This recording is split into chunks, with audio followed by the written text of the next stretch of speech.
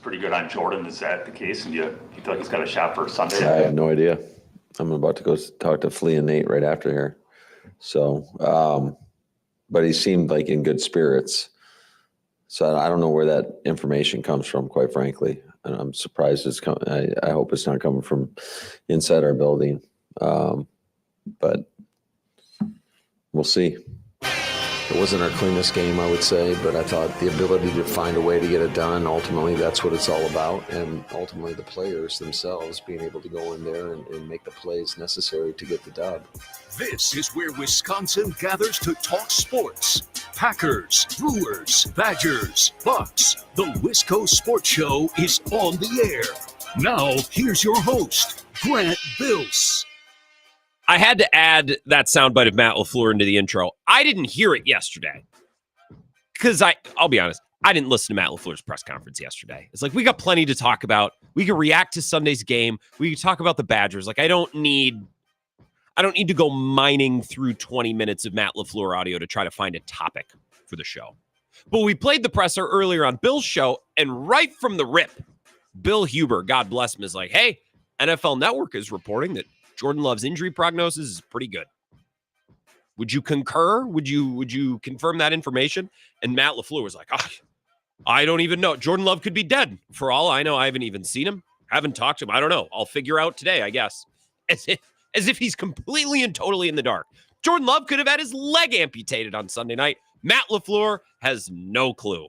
Okay. And the funniest comment there is like, I have no clue where that report came from. I sure hope it didn't come from in our building. Where do you think it came from, Matt? You think it came from someone in the 49ers building? You think someone from the Houston Texans called Ian Rappaport and was like, hey, I got a Jordan Love scoop for you. The gamesmanship at the podium. It's very funny. There's a lot of it going on. I don't know if you saw what Nick Nurse was saying to reporters earlier. He won't even answer questions about Joel Embiid and Paul George. He's pulling the James Franklin. He's like, I told you. I gave you my statement. I won't answer any more questions about it. Next question. Anyone have any questions? Now, I think it's a little bit more okay for Nick Nurse. If you want to be cagey about injuries, fine. I still don't love it. But at least you're not being cagey and immature about felony rape allegations. A little different. Same approach, but very, very different circumstances. That approach a little bit more appropriate to what's going on with the Sixers. But that's not why we're here. We're not here to talk about the Sixers. We're certainly not here to talk about Penn State. This is the Wisco Sports Show. My name is Grant Bills. Hope you're having an excellent day. We're going to be lucky enough to talk with Mike Clemens in about an hour and a half. He's going to join us for about the last 25 minutes of the show. He'll be here at about 5:35. Interested to get his take because the Packers went into this weekend very healthy.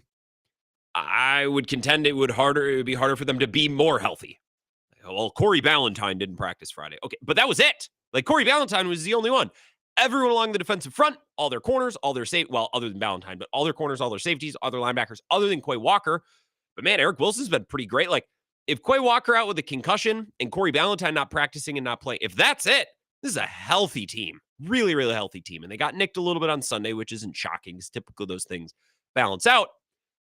But according to NFL Network, the injury prognosis on Jordan Love's pretty good. According to Aaron Nagler at Cheesehead TV, the prognosis on Evan Williams is very good. It seems as though, and it was reported by Domofsky and others, that Jair's MRI and his knee came back clean. So maybe they miss a little time, but nothing catastrophic, nothing crazy. So the Packers in a pretty good spot. But we'll get the latest on some injuries, some situation. What's really going on in Green Bay as far as we know going into Detroit this upcoming weekend. So we'll talk with Mike in about an hour and a half. We'd love to take your calls tonight. 608-321-1670. You can text that number as well.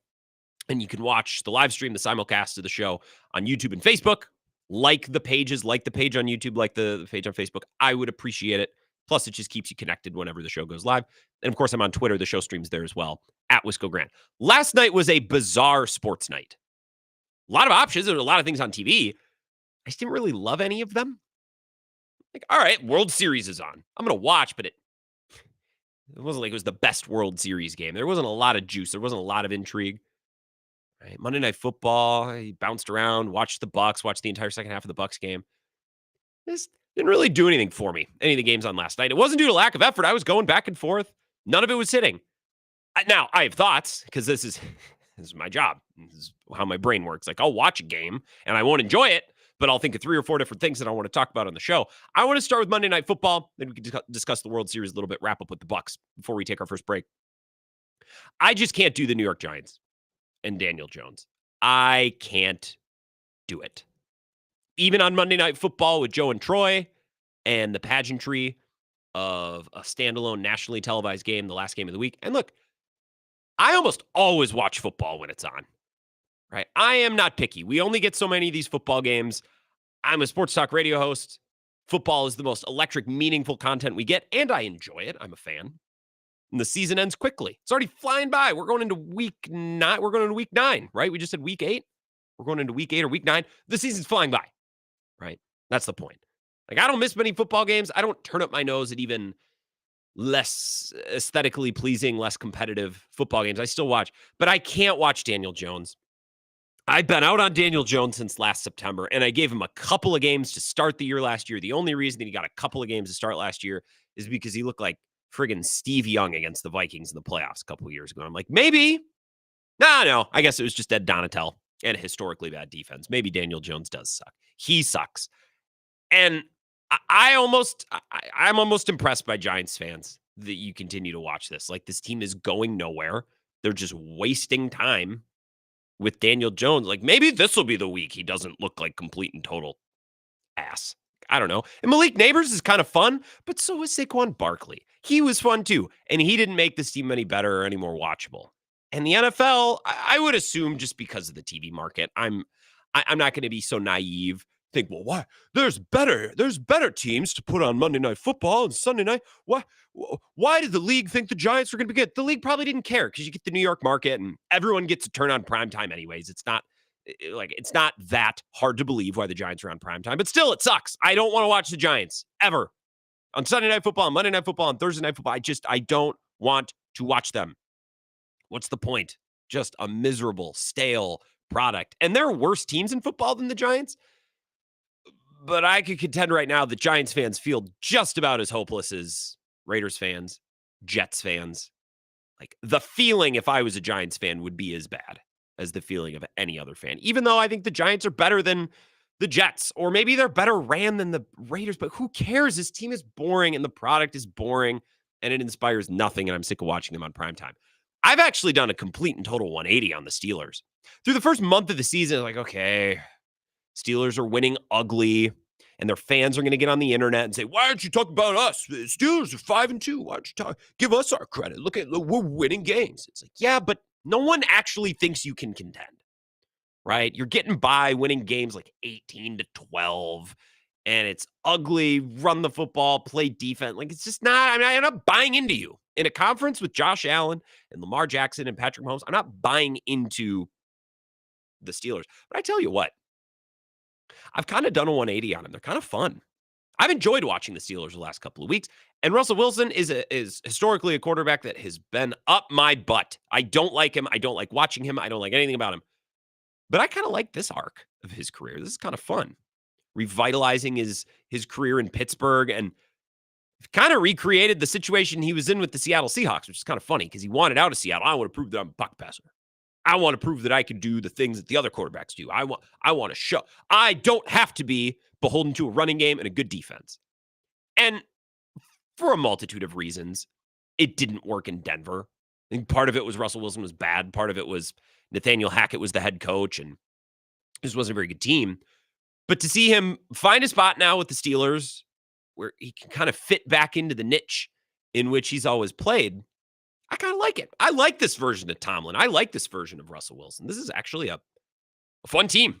I've done a complete and total 180 on the Pittsburgh Steelers. And you know what? I haven't heard anyone else make this point. I was listening to Cowherd and Middlecoff earlier today because I really like that duo talk about NFL games. And I need YouTube videos to watch while I eat my lunch. I'm not a caveman. I'm not going to sit there without internet entertainment eating my lunch at work. And they made the point that it's kind of the Seahawks just recreated in Pittsburgh. Not as good of a defense, but physical running game. Wide receivers that can catch deep bombs and contested passes. And right, same kind of thing. Defensive head coach, culture coach, and Tomlin. Not that dissimilar to Pete Carroll. I haven't heard anyone else make this comparison, though. This is a Grant Bills exclusive. The Steelers are everything the Jets aren't. I mean, they're the anti-Jets. They're the opposite of the New York Jets. It's like, well, actually, I don't think you're that talented, and you don't have that much star power, but you just find a way to make it work. And you get the most out of the guys that you have. And it's not like the Steelers are without good players. They have plenty of good players, but the Jets have lots of name brand star players. Man, they can't beat anyone. They almost lost to the Titans.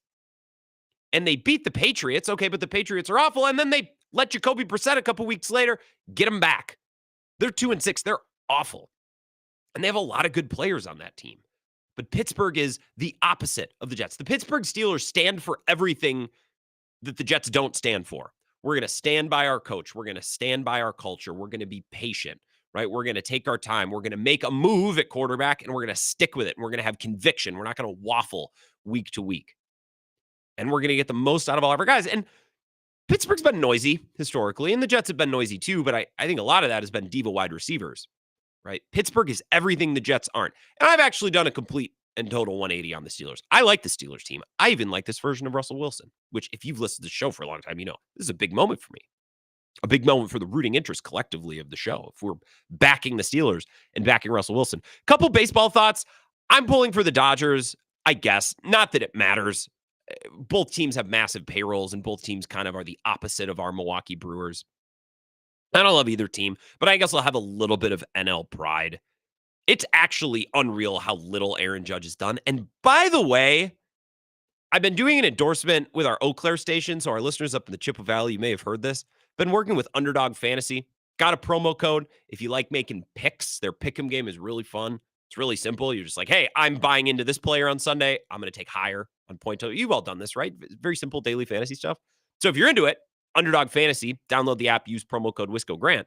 What did I tell you yesterday? If you heard the endorsement that I did yesterday up in Eau Claire, I told you to take over, or I guess take higher, the 3-point totals for the Celtics role players. And you remember who I mentioned? I mentioned Peyton Pritchard and Al Horford. Both of those hit. In fact, Peyton Pritchard hit by he went 6 higher than his projected total. And what was the other thing I told you? I said fade every Aaron Judge number there is. Go against it. Take lower on his total bases. Take lower on his RBIs. Take lower. So I just want credit for that. I'm not a big-time sports bettor or gambler. I'm not even that into fantasy. But it's pretty fun. Download the Underdog app and do what I tell you, because I'm on a heater right now. Promo code Wisco Grant. If you're into such things, you get some bonus deposits and stuff. And if you're up in Eau Claire, you've heard all about that. But what did I tell you? I said follow the Celtics 3-point totals from their role players.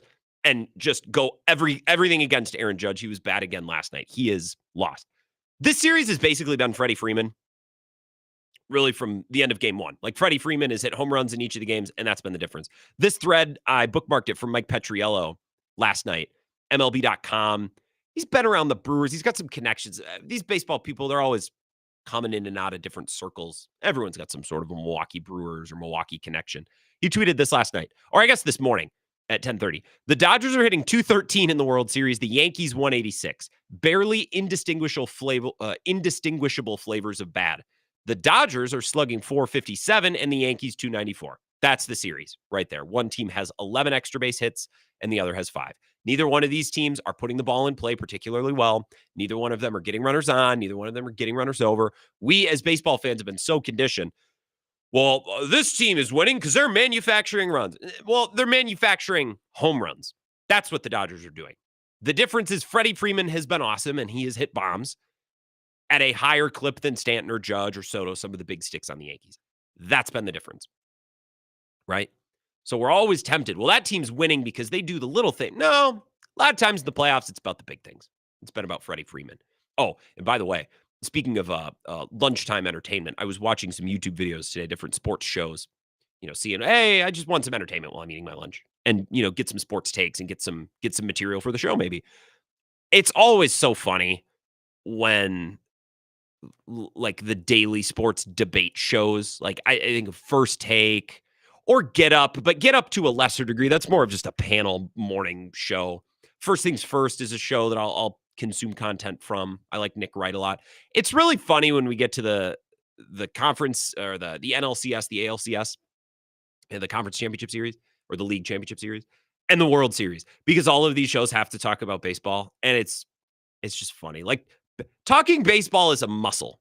You got to work it out. And if you're not working out that muscle and you're not watching baseball and talking about baseball for the whole season, it's kind of hard to just drop in and do a segment on the Yankees or a segment like I saw First Things First earlier today on Fox, which is probably why they're talking baseball. I don't know that they would have worked baseball content in if they weren't on the same network that carries the World Series, and they're broadcasting live. They're out in New York, so they're at Yankee Stadium today. And Chris Broussard had this, I wouldn't call it a segment, but the point that he was making in their baseball segment is, man, Aaron Judge, this is the New York Yankees. You don't get credit for what you do in the regular season. It's about championships. I'm like, nah, you can't take NBA talk and do baseball. That's not how it works. You can't do NBA talking points. You can't follow the same mold of especially NBA and make it about baseball. It just doesn't work. So if you're someone who talks a lot of baseball, follows a lot of baseball over the course of the season, it's funny to watch some of the other shows. Don't touch baseball. Don't mention baseball. All of a sudden, they're doing baseball segments. And it's like, I can tell you're kind of faking it. I can tell that man, this sounds a lot like a segment that you do about James Harden, except now you're doing it about Aaron Judge. I had a buddy text me last night. A buddy watched a lot of baseball, big Brewers fan, and listens to the show from time to time. And what did he say? I can't remember exactly. I'll try to do the text justice. But it was basically along the lines of, I'd compare Aaron Judge to James Harden in the playoffs, but that would be disrespectful to James Harden. Like, Judge has been so bad. And that continued last night. Cold streaks happen, but this isn't the first time it's happened in the postseason for Judge. A quick Bucks thought before we take our first break. I thought the Bucks played a lot better last night. Their energy, their effort was a lot better. And you know what? If Peyton Pritchard doesn't hit 8 threes, they might have won. A lot of the complaints I saw on Bucks Twitter last night were about Bobby. It's nothing new. Complaints about Pat, nothing new. And a lot of complaints about Giannis, which, like, I get, and I brought this up with Bill earlier today. Giannis finished the game last night with 30, 10, and 6.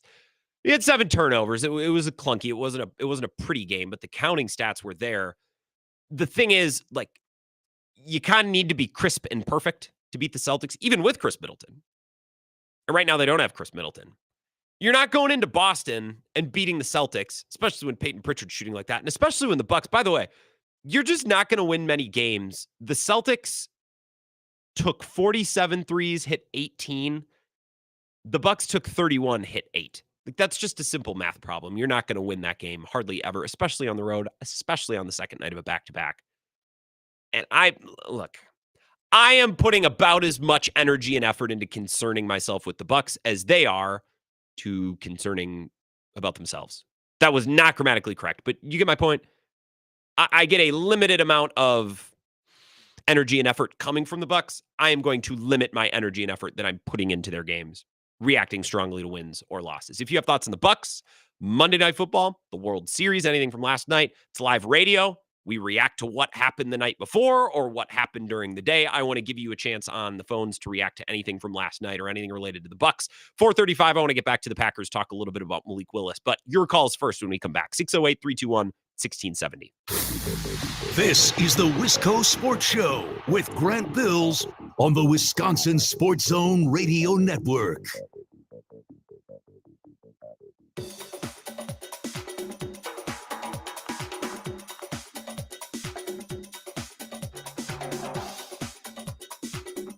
The Wisco Sports Show will resume in 3 minutes.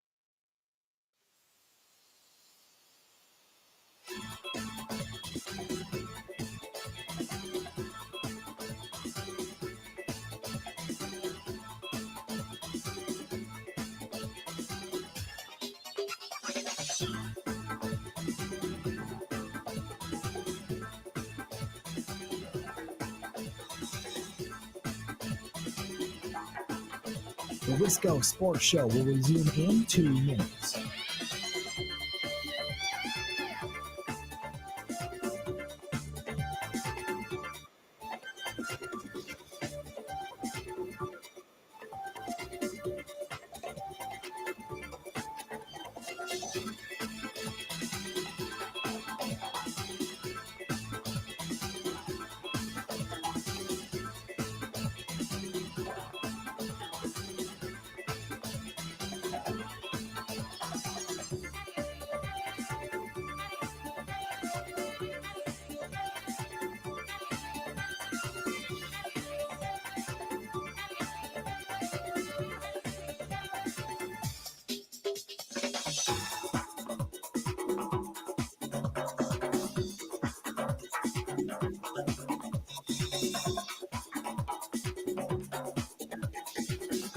The Wisco Sports Show will resume in 1 minute.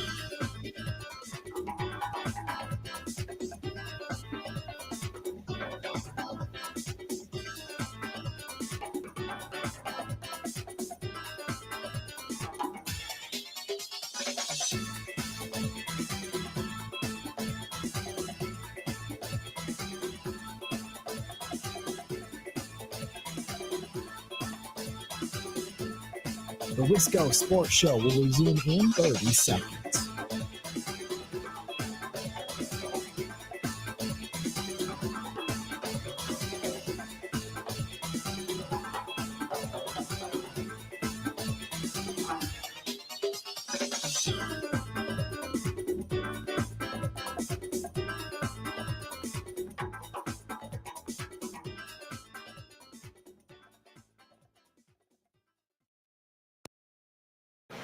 Our goal is to get there. Right now, obviously, we're not there, but I don't think we are far off. I don't care about the record. You know, I just care about keep on building, keep on being healthy, and get to where we want to get. You know, we played them last year, twice here. I think it was close games both times. We played them twice at home. It was not a close game. Beat them by 20 or 30 both times. So. Hey, we just gotta be healthy, get to the end, and compete. That's it. That's Giannis after their loss to the Celtics last night. I don't disagree with anything he said there. I don't think anything he said there is wrong. I don't think anything he said is unfair. I don't think he's eschewing blame or pointing fingers. Fine comment, very factual. It just kind of drives home the point that many sports fans have made about the NBA. It's like, do you guys care about any of these games? Like, it's not Halloween yet. And Giannis is like, look, we just got to get to the end. It's like, oh, that's let me rush to my Bucks ticket representative. Holy balls. I want to make sure I get a chance to get to Fiserv and see you guys if that's the approach you're taking. Quote, we just got to get to the end. Oh, great. On October 28th, you say that. Got it. We got loaded phone lines. If you have any thoughts on the Bucks, Monday Night Football, the World Series last night, just kind of started the show talking about a very loaded slate of Monday night games and Monday night events. And of course, if you have thoughts on the Packers as well, I'm going to give you some thoughts on Malik Willis coming up at 4:35. But first, as promised, to the phone, 608-321-1670. Wisco Sports Show. Who's this?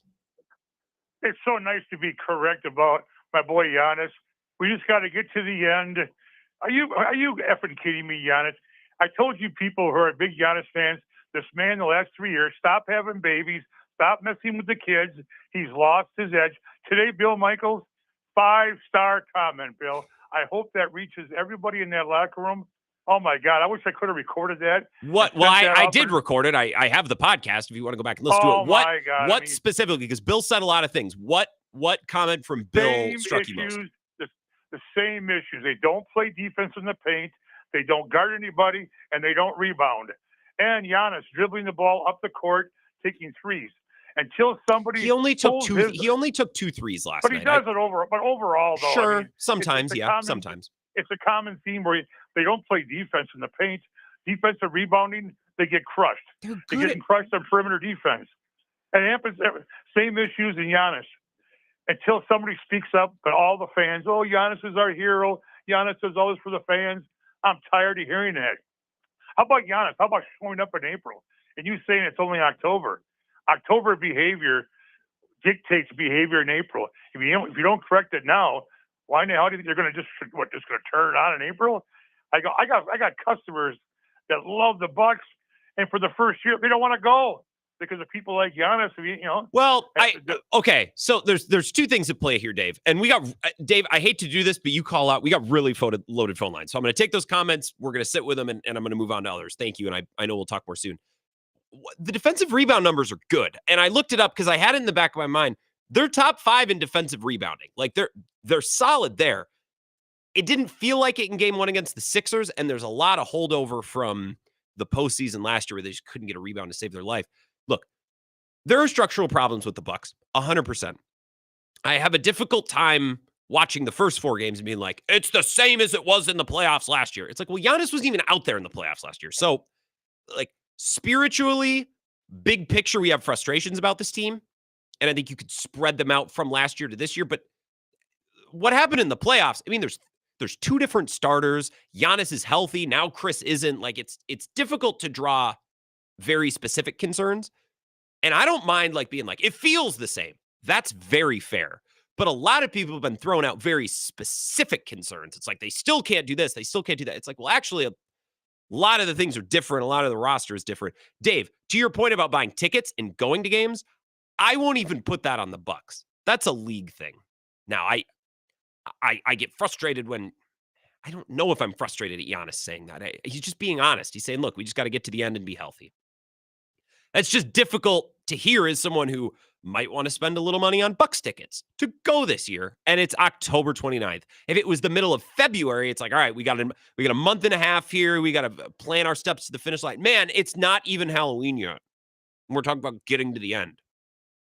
Let me call the Bucks. Get a season ticket package. Holy balls. 608-3. And my point, Dave, that's a league issue. You seem to have a personal vendetta against Giannis. That's the whole friggin' Megillah. That's the whole league. They're all doing it. That's a cultural, that's a big picture NBA problem. 608-321-1670. Wisco Sports Show. Who's this? Grant. I like where that call went. Yeah, it was fun. I think it's also a league issue that just the way the Celtics are constructed and how analytics has shifted the game to 3-point attempts. Like, sure. Each game against the Celtics kind of just turns into a math problem. I mean, they got, 33% more 3-point attempts up last night? Yeah. And if it's not Peyton Pritchard hitting them, it's, Derek White, it's Tatum going off, it's Brown, maybe even Sam Hauser. Like, Poor Zingis when he's healthy. Yeah, you're exactly right. Just from a roster construction and the way the NBA game is played today, it's just the Celtics just are a better team than the Bucks. And, I get being healthy for the playoffs, but it's just a better roster for today's NBA. 100%. And I think I said this down the stretch last year too when we were getting ready for the playoffs. The Bucks, even when they're healthy, they're not going to be favored in a series against the Celtics. They're not going to be favored. You just hope that they're healthy and playing well and feeling good, and then you get in a 7-game series and you see what happens, right? That's the hope. They just haven't been able to get into a 7-game series healthy the last 2 years. Now, if just because I'm not telling, hey, get Chris Middleton back, it's all good. They're better than the Celtics. No, I'm not telling you that, but I think they're close enough where if they could get into a series, be feeling good and be healthy, that they give themselves a chance. And I think at this point, all Bucks fans would sign up for that, Cone. Yeah, probably right. It's just kind of funny that the rhetoric around the Bucks team right now is we're gauging effort, day in and day out. It's just funny that this is what the NBA regular season has become. Yeah, a little bit. And that's not on the Bucks. I don't put that on the Bucks, Cone. I appreciate it. That's a great call. And I don't mean to rush through callers. We just got really loaded phone lines. So I want to make sure before we get to our first break, I want to get to 2 more here. 608-321-1670. Wisco Sports Show. Who's this? Eric on 990. Eric on 990. We got like multiple 5 o'clock hour callers calling right off the rip. What's going on, Eric? We're in like Flynn here. Getting back to my original call about the Milwaukee Bucks. Mm-hmm. Mrs. I-90 is not going to like Dave from Manila. We don't talk bad about Giannis in our house. Right. Giannis is great. But I'm going to do it. I'm going to say that all in all, the Bucks look like they're old and slow. Yeah.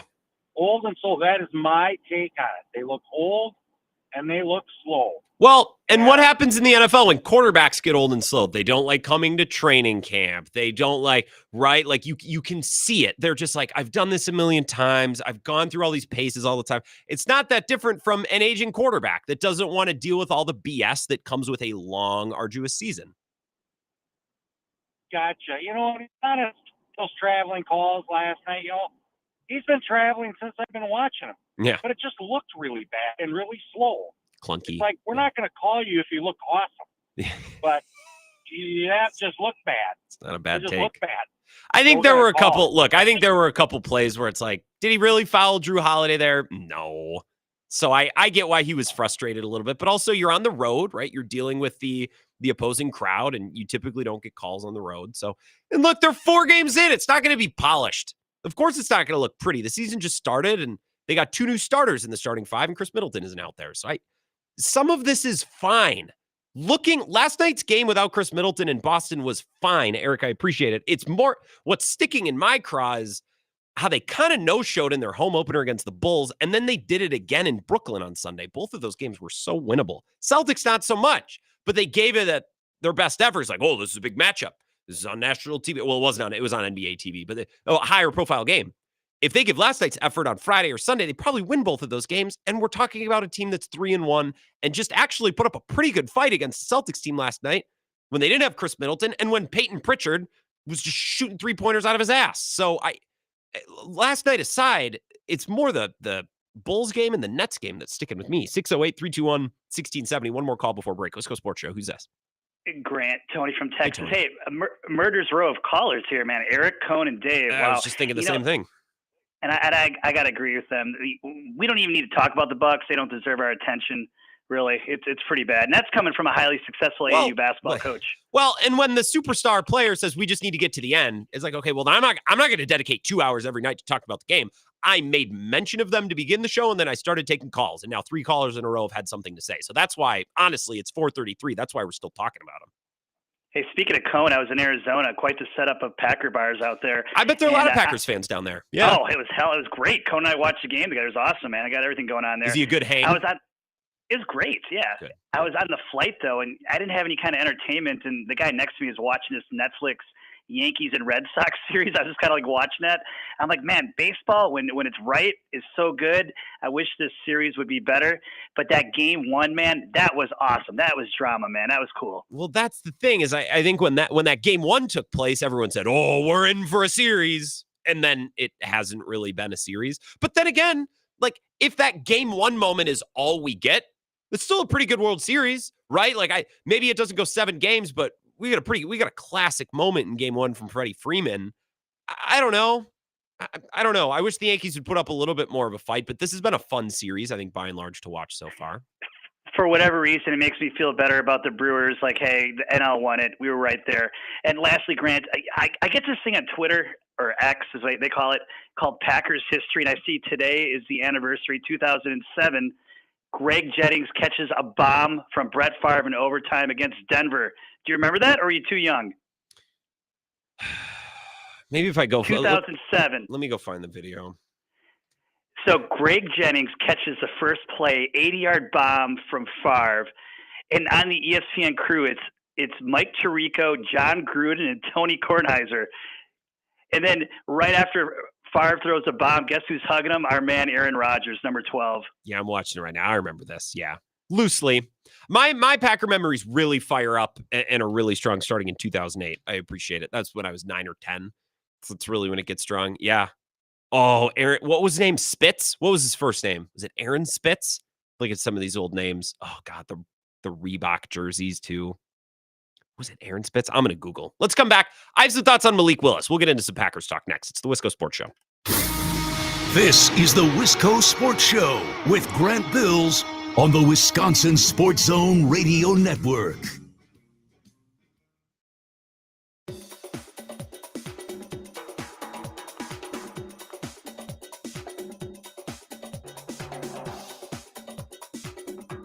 The Wisco Sports Show will resume in 5 minutes.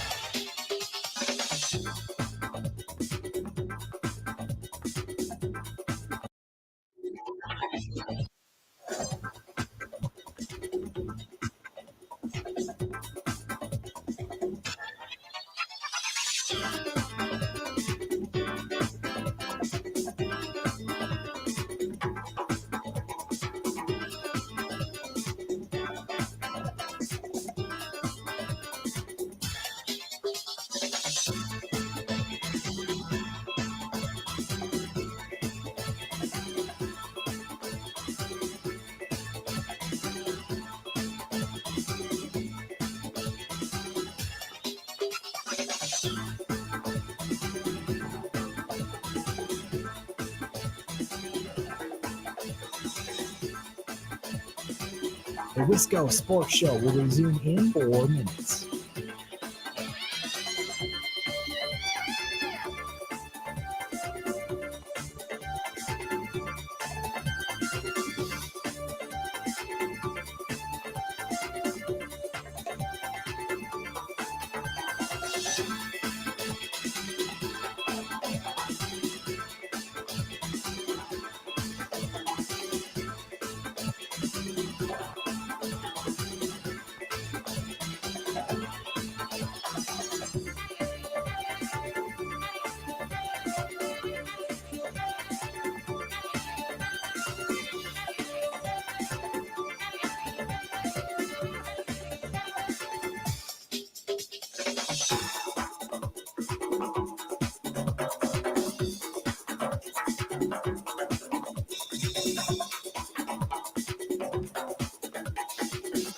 The Wisco Sports Show will resume in 3 minutes.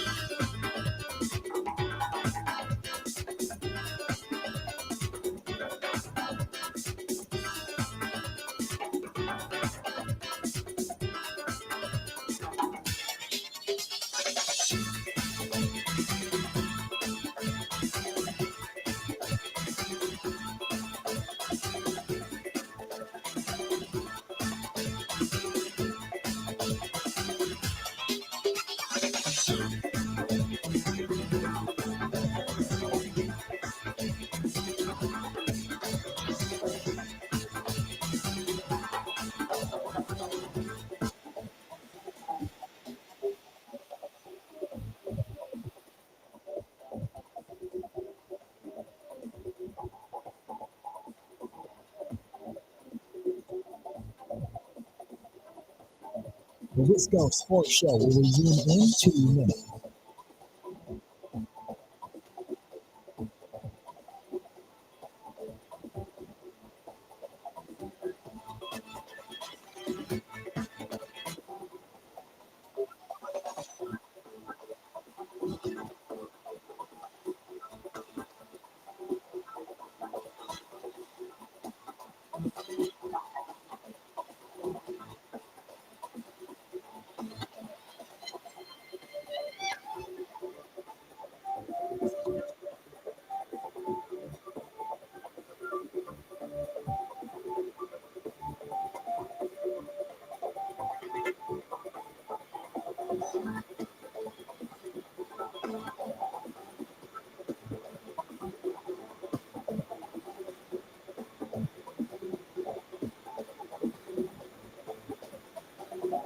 The Wisco Sports Show will resume in 1 minute.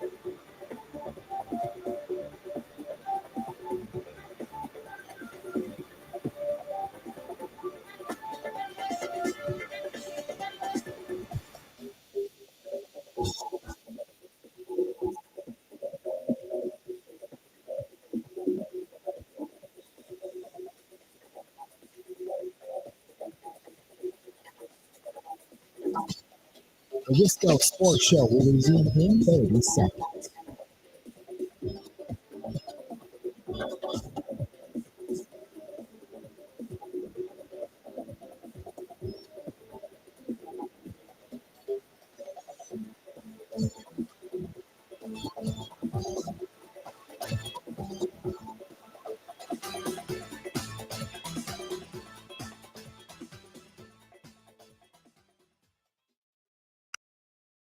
Yeah, they're really, really good. And we knew that. I mean, we knew that going into the year, and it's not shocking to me. It's a team we're obviously very familiar with, and we're going to have to play at our best. So, and it all starts with the preparation. We're going to have a great week of practice. That's Matt LaFleur yesterday when asked, hey, what are you thinking seeing the Lions score 40 and 50 the last couple of weeks? Matt LaFleur's like, yeah, they're really good. We know they're really good. I do wonder, and I brought this up on Bill's show earlier today. I floated this take on Pack-A-Day with Andy and Perry on Sunday night. A take when it's in its infancy. Sometimes you don't want to take and throw it out there. You don't just want to throw a take out into the world without thinking about it, maybe massaging, maybe tweaking a little bit. Because if you throw a take out there and it's not perfect, it's not ready to go, it might get shot down, right? And that take might never have a chance to really bloom. That take might never really have a chance to kind of blossom and reach its full potential. I think that this Sunday, potentially, could be the game. It could be a sliding door moment, or it could be a very real moment in the Packers-Lions rivalry where both of the teams are looking each other right in the eye. You know what I mean? Because for years, Matthew Stafford and Aaron Rodgers had some battles, but the Lions were never close to on equal footing as the Packers. They never got close with Stafford and Rodgers. And they got the Packers in 2022, but the Packers were in the final throes of the Aaron Rodgers era. Okay. This was a big win for the Lions in the progression of their, okay. Then last year, the Lions blew them out at Lambeau, but the Packers weren't a great team at the time, and the Lions were a team with real expectations. And then the Packers kind of snuck up on them, popped him in the mouth on Thanksgiving. and they stole that game. But the Lions still went on to have a good season, and they were still right there. They were a couple plays away from the Super Bowl. Probably should have made the Super Bowl if you ask those involved with the Lions. They were up in the second half. So these two teams, they've crossed paths, and they've had games against each other. But normally those games have taken place. If there's a line graph, those games have taken place where one team is on the way up, the other's on the way down, right? One team's caught by surprise, one team's not. This weekend, there's no mistake. No one's sneaking up on anybody. Both of these teams are trying to contend. Everyone understands the situation perfectly clear. And I contend that this is a Sunday where both of the lines on the graph for the Packers and Lions intersect. They're meeting. And I think that this might be the first time this feels like a rivalry in the way that Packers-Vikings felt for a long time. Don't like each other. Still don't like each other, right? Same with the Bears. The Lions, they've had meetings, but it's never felt nasty. I think it could feel for the first time kind of nasty on Sunday. 608-321-1670, a couple of texts that I want to get to before I give you some thoughts on Malik Willis. Eau Claire Chris says, breaking, Grant can't raw dog a lunch. I cannot. I need you. What are you telling me, Chris, that you sit home and you eat a meal without pulling up a YouTube video or a Netflix show? What are you supposed to do? Stare off into space while you eat? Mm-mm. Rock and Rick says, I think the Steelers have only had 3 head coaches since the 70s. Yes. And by the way, excellent comment on the live stream from Darnell the Chump. Says this Steelers team are the 2018-2019 Brooklyn Nets. No big names, played super fun basketball, won way more games expected. That's why I like them. That's why I'm thinking, why have I done a complete 180 on the Steelers? This team drove me nuts 2 months ago, and I've never liked Russell Wilson. Why do I like him now? That's why. Those Nets teams, some of my favorite basketball teams ever. That makes sense. Great comp, Darnell. Comment of the day, and we've had a lot of good calls. We got a lot of show left, but that is A+ work. Thank you for commenting that on the live stream.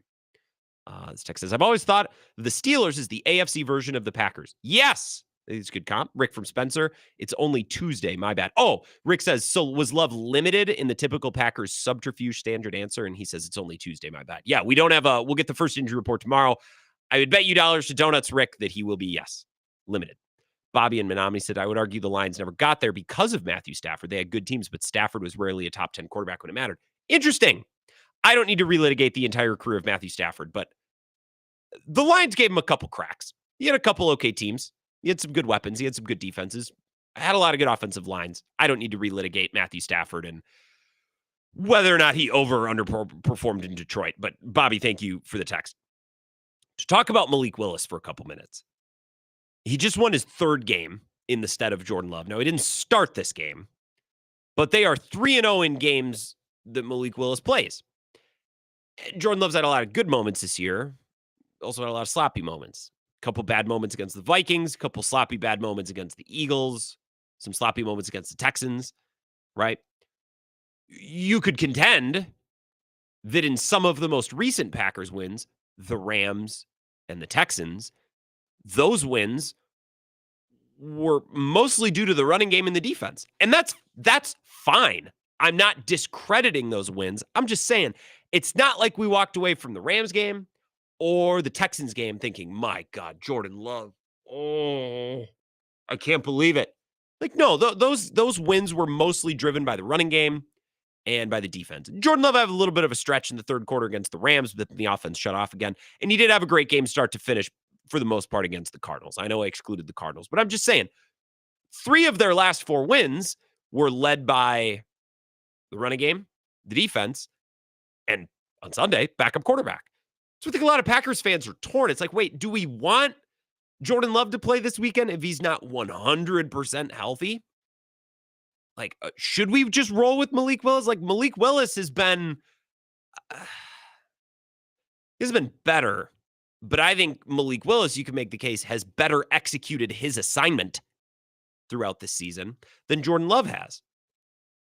And I don't think it's a Malik Willis thing.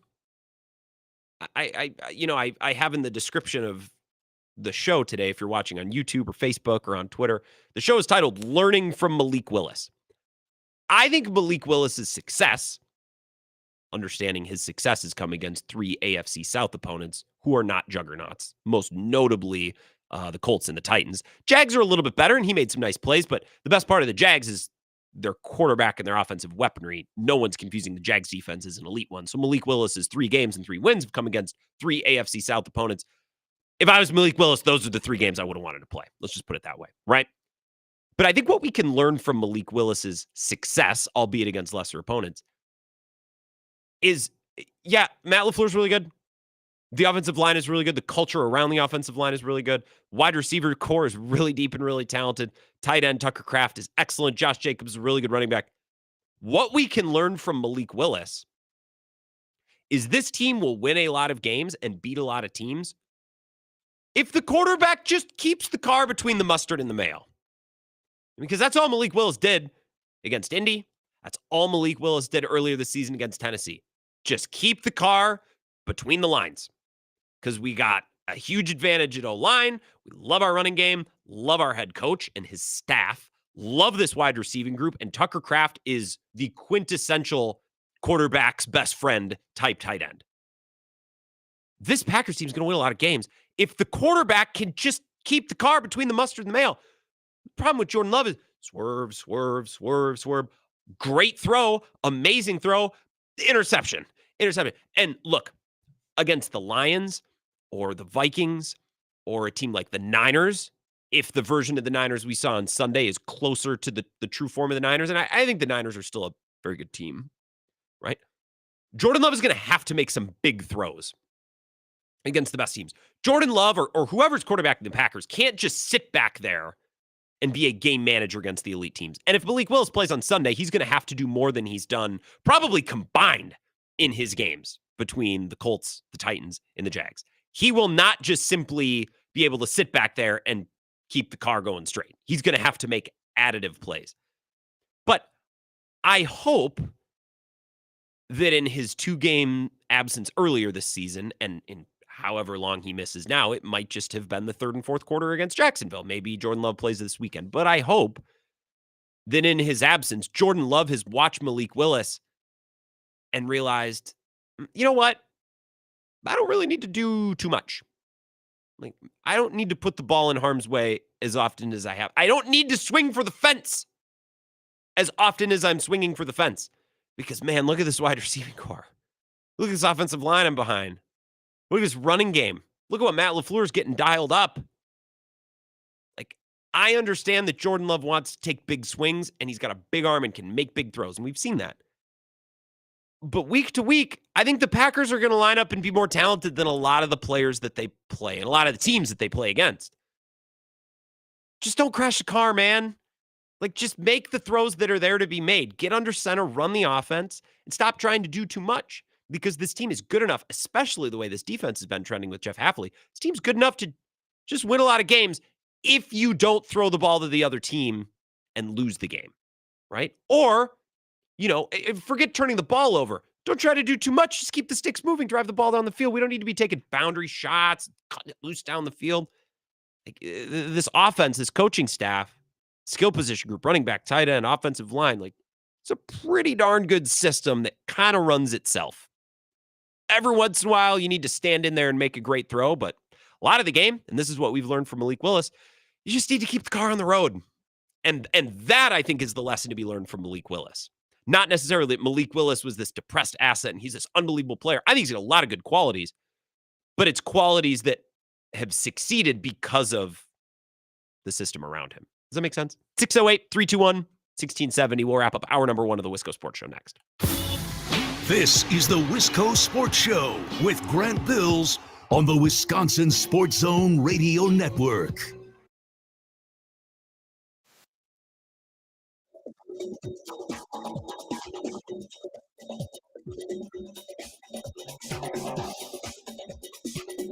The Wisco Sports Show will resume in 3 minutes.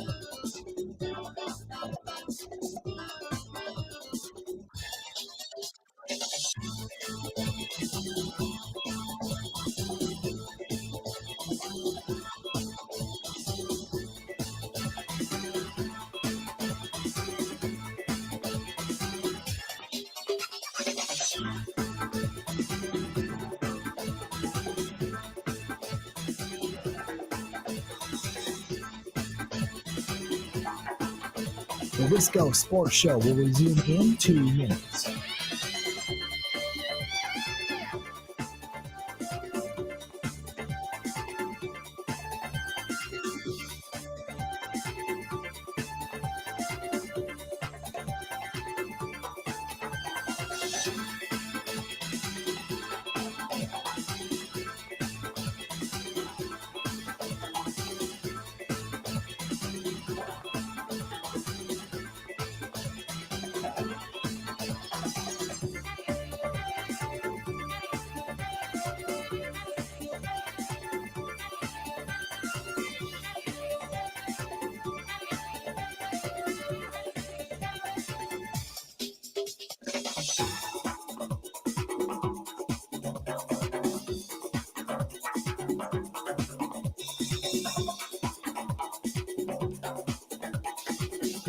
The Wisco Sports Show will resume in 1 minute.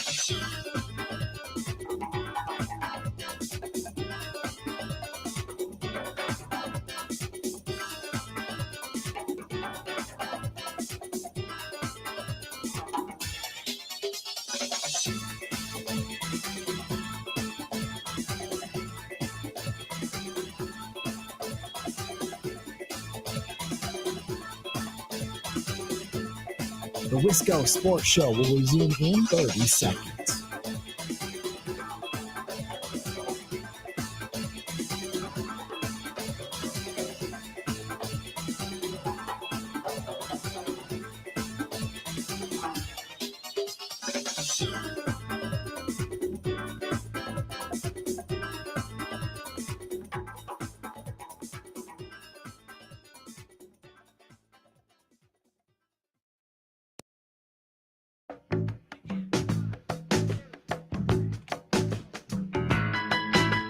So the Wisco Sports Show. Got a couple minutes before we break at 5 o'clock. We'll get an update from Zach Heilprin. Mike Clemens set to join us in hour 2.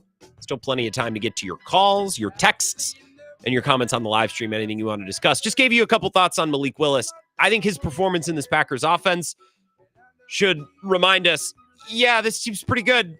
And while Jordan Love is now making a lot of money, he doesn't really need to be jacking the ball all over the place. Just run the offense. Keep the car between the mustard and the mayo. Make big throws when you need to. You're going to win a lot of games. 608-321-1670. Time for a quick call. Wisco Sports Show. Who's this?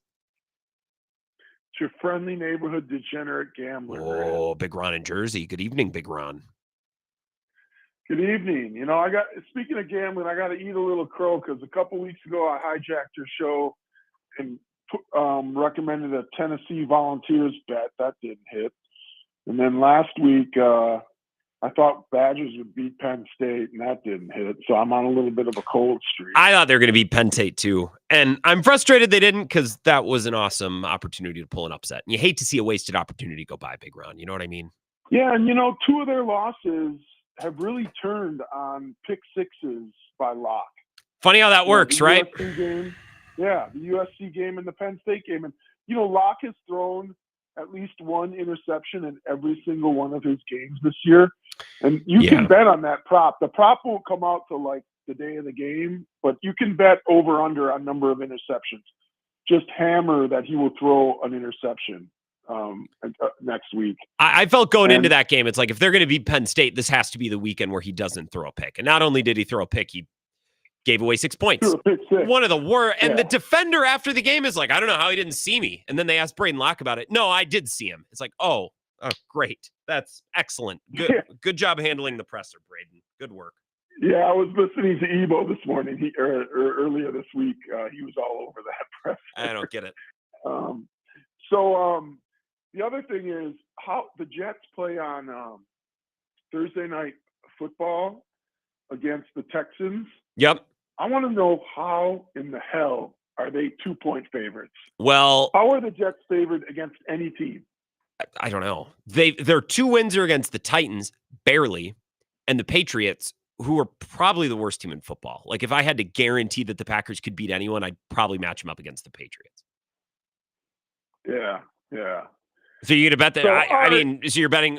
Are you gonna bet the Texans? I mean, they just lost Stephon Diggs to an ACL, but that happened today. The line was out before that. Yeah, I mean, they're depleted because they're already missing Nico, right? I think he's on the IR, so I don't think, it's been 4 games yet. So their wide receiver core is depleted. Their quarterback did not look good against the Packers. But I just don't think, the Jets have any mojo at all. And I just think that they just find ways to lose, Oh, living out here in New York and talking to all these Jets fans, they've completely written them off. They think they should just tank. well, I mean, at this point, yeah, they can't beat anyone. Big Ron, I got to go. We got to take a break here. We'll talk more, I'm sure, as the weekend gets closer. Jam-packed first hour of the show. A lot of really good calls, and I appreciate everybody chiming in. Mike Clemens will join us at 5:30. We'll get the latest on the Packers, injuries, what he heard from Matt LaFleur yesterday, and what's going on up in Green Bay. So we'll talk with Mike in just a little bit. That line, I got to go look at that line for Thursday Night Football. Maybe we'll talk about the Jets. Couple minutes when we come back after 5 o'clock. Little Jets talk as a treat. 2-minute update, Zach Hopper, no commercials.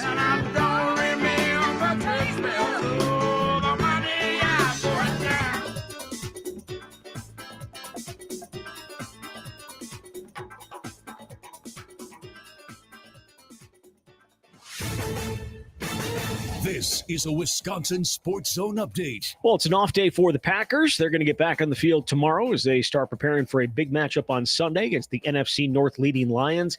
Whether Jordan Love will be out there remains to be seen. He's dealing with a groin injury, and various media reports have him listed as day-to-day. Coach Matt LaFleur said yesterday that if he's healthy enough to play on Sunday, he will, that they won't hold him out just because he could get an extra week of rest with a bye next week.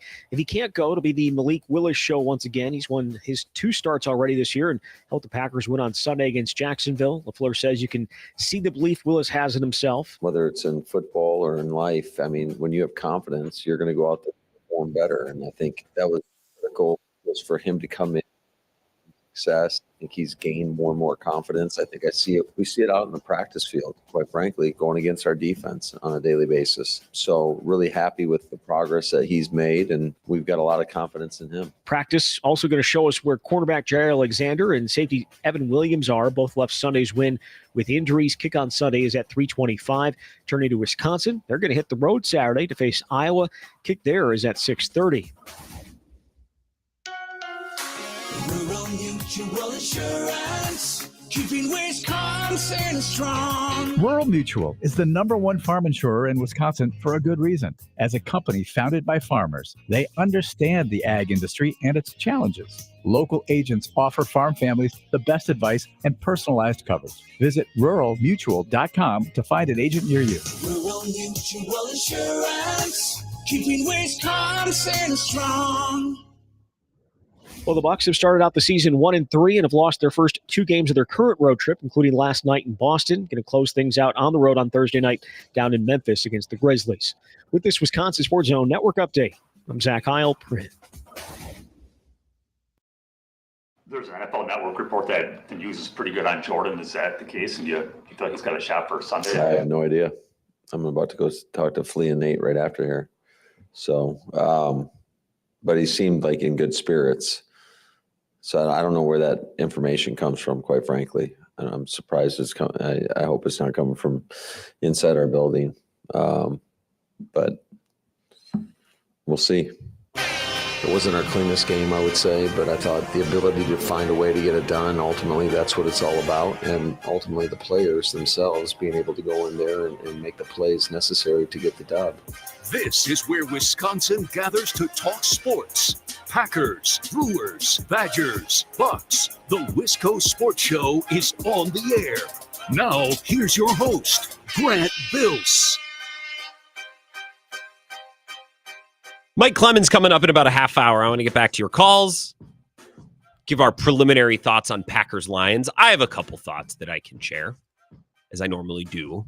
A couple of texts first. Bart texts in and says, point taken regarding the Steelers, but they have 2 or 3 future Hall of Famers. Watt, Wilson, Fitzpatrick. Okay, Watt, sure.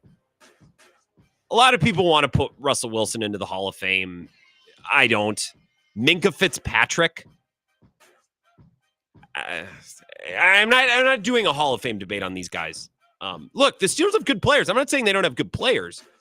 They just get more out of their players. That's why I said earlier on in the show, I actually really like the Steelers team. A month ago, it drove me nuts. It's like, I don't want to watch the same boring, scratch and claw and fight your way to barely over 500 and then hang a banner because Mike Tomlin's never, gone below 500 in his career before.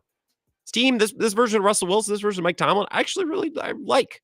And maybe it's because they were juxtaposed against the Giants last night, who I still contend are the absolute worst watch in football. Get them far away from any standalone game the rest of the season, please and thank you.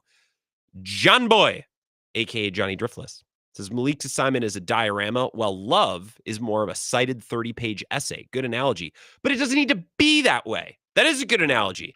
It doesn't need to be that way. Jordan Love does not have to do that much more than we've seen Malik Willis do. Now, Jordan Love's going to have to do more against the Lions or the Vikings, but Jesus, week in and week out, when you're playing the Jags, man, just throw the ball to the open guy. We don't need you supercharging ball. We don't need you doing all that.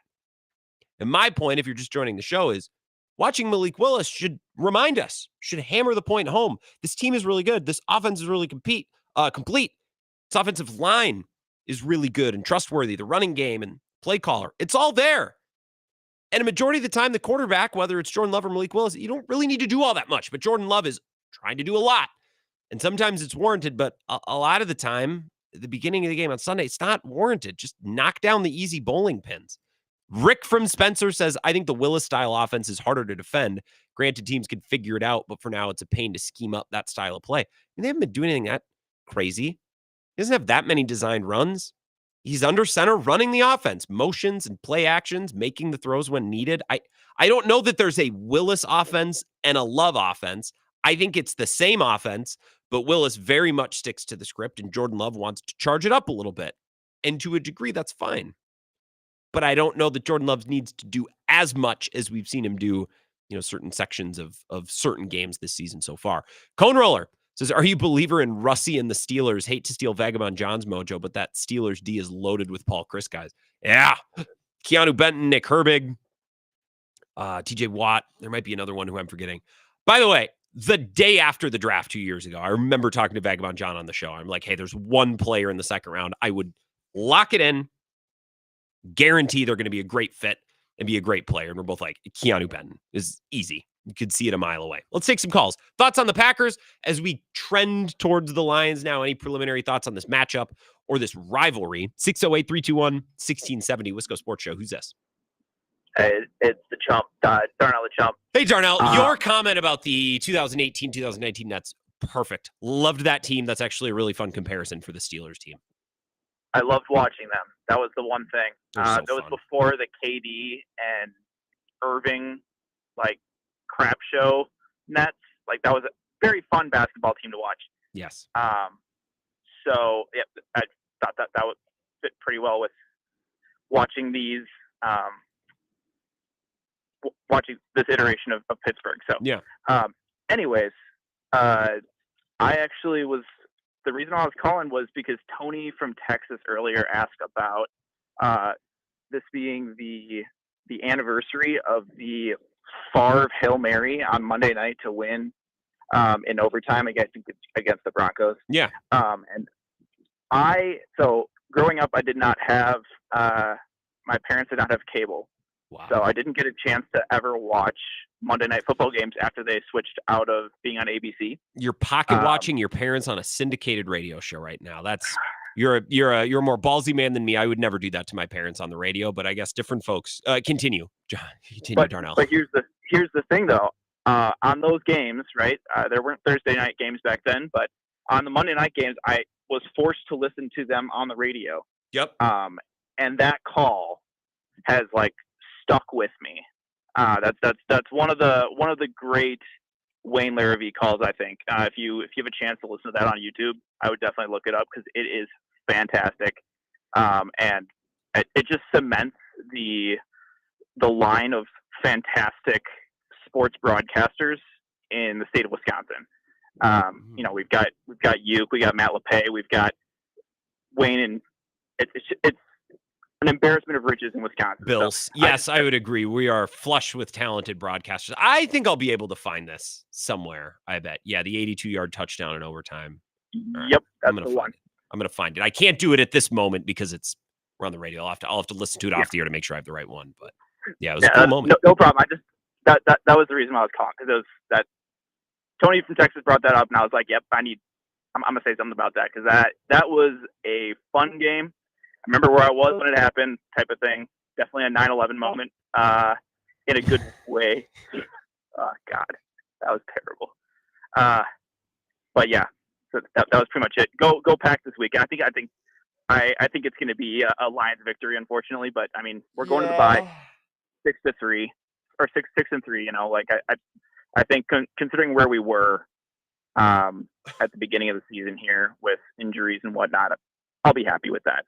Yeah, 6-3 going into the bye, and it depends as well, like how this game looks. Like if they're fighting and battling, and they come up a little short with Malik Willis playing, or even Jordan Love, the Lions are really good. 9/11 moment. Okay. Hey, those radio games stick with you. I've talked about this before. Once a year, you should do a radio game. Just listen to a game, right? If you're going up north for a weekend, that's typically where I've done it in the past. The last radio game, it was in 2022. There's none that come to mind this year so far, or 2 years ago, or I guess last season, but 2 years ago, Rodgers' final year, I listened to the Giants game in London, and we were camping up north. We were fishing. We were fly fishing. I'm not gonna say where. There's enough people who go up there already. But I was close enough. We were camping close enough. We were fishing a river close enough to Iron River where I could pull in the Packers, stick on my little pocket radio. And in overtime, we were sitting on the shore of this river just listening to the end of the Packer game. Awesome. Hey, the radio's great. You don't have to tell me, look at what I do for a job. So I agree with that. The radio games stick in your mind. So Darnell, your experience is not unique. I can think of on one or two hands, right? Very, very, very specific memories, signature memories, Packers memories, because I was listening to a game on the radio. 608-321-1670, another Packers thought. Wisco Sports Show. Who's this? This is John in Cornell. Hey, John, what's going on? Hey, quick comment I have about the quarterbacks. Yes. I think Malik Willis, you were talking about how Malik Willis does what he needs to get the job done. I think that he has that touch more of experience than Jordan Love, where Jordan Love is only into his second season, where Malik Willis is this is his third or fourth year in the NFL? I think it's years as a starter versus years in the NFL. Those are two different things. I guess I could see where you're coming. He's got experience playing in multiple systems and from multiple teams now too. I think that's valuable. I kind of get what tree you're barking up to a degree. Well, John. just more of that. You have that touch more of experience, and so that touch of experience or being in different systems or stuff. Secondly, I also think the Packers offense has flourished because there's more than one person. There's not one receiver that can do all the catching. Yep. There's, Dontavian Wicks and Tucker Kraft and Jalen Reed and all the different receivers makes it, for defensive perspective, who do you guard?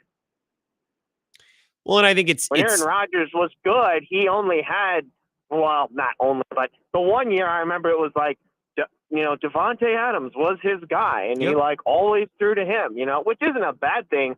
But if you were defending them, you knew in that time, if you could shut down Devontae in some way, shape, or form, it would kind of cripple the offense. Yep. You knew where to start, at least, right? Like Exactly. If you were a defensive coordinator, I know where to start. And I think your points, John, and I appreciate you listening and calling up at Cardinal. That's a really good call. I think this offense is so balanced, and it's so talented, and it's so organized. And again, I feel like it's Groundhog Day all over again. Here we are talking about the quarterback needing to do a little bit less. I don't need Jordan Love uncorking 5 or 6 hero balls a game. 2 or 3, sure. I keep going back to this. I'm going to keep saying it. If I was an offensive coordinator, I would want to devise an offense that only asks the quarterback to make 3 or 4 throws a game. Not only 3 or 4 passing attempts, but I only want to ask my quarterback to make 3 or 4 tight window, nuts to butts throws a game. The rest of the passing attack, I want to scheme open. I want it to be simpler. I want it to be easier, right? And that's a lot easier said than done. But with this offense, with a pretty balanced, pretty darn solid offensive line, and a wide receiving core of, to John's point, 3 or 4 or 5 guys, depending on how many you put on the field at once, who can all get open and who can all win, it's pretty easy to scheme guys open. It's pretty easy to create easy throws and pitches and catches and yards after the catch. It's pretty easy to scheme up offense that isn't that difficult to run. And we've seen that with Malik Willis. Dude, just sit in the cockpit, keep 2 hands on the steering wheel, keep the thing pointed forward, right? I need Jordan Love to do a little bit more of that. A little less shotgun, drifting back. No, dude, get under center.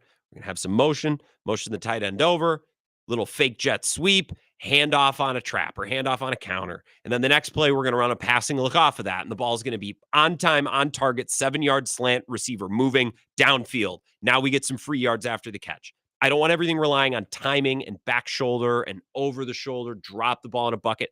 Those plays are great when you need those plays. And against good teams, you need more of those plays. And in big games, you need more of those plays.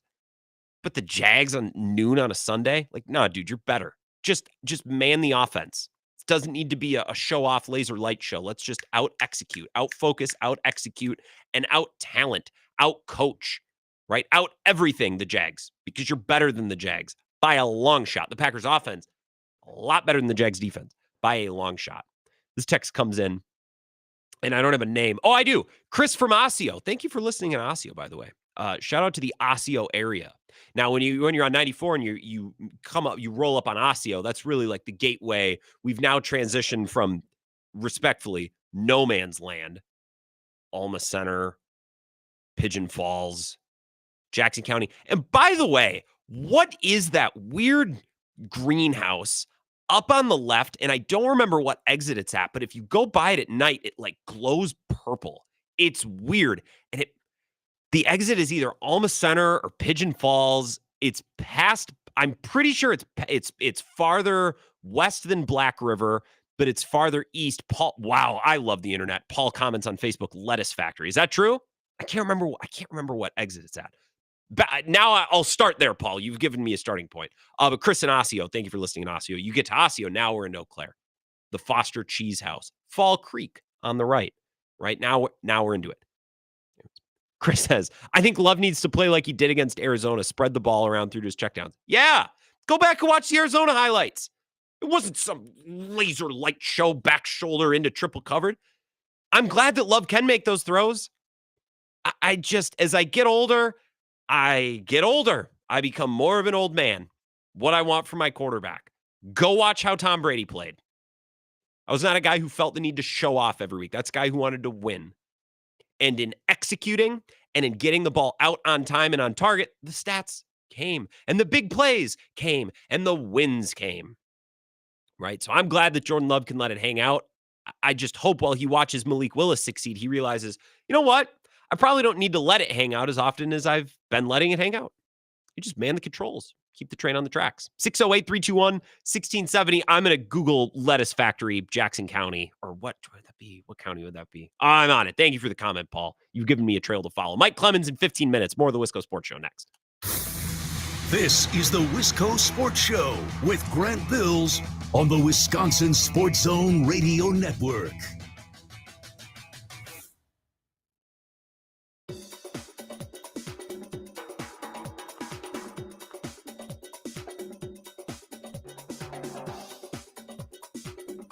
The Wisco Sports Show will resume in 3 minutes.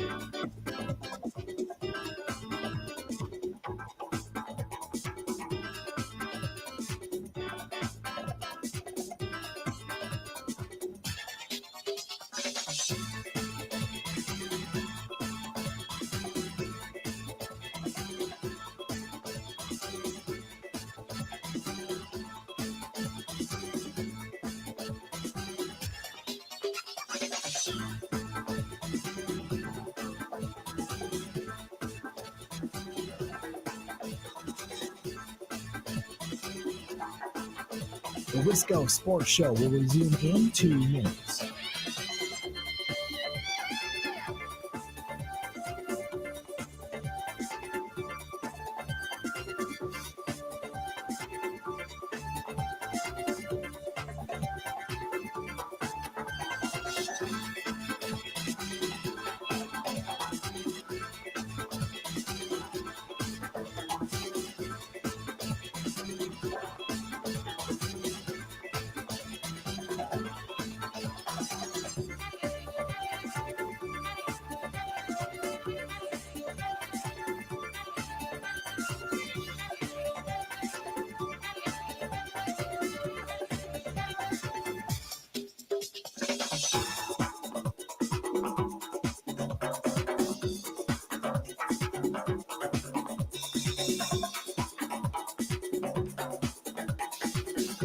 The Wisco Sports Show will resume in 1 minute.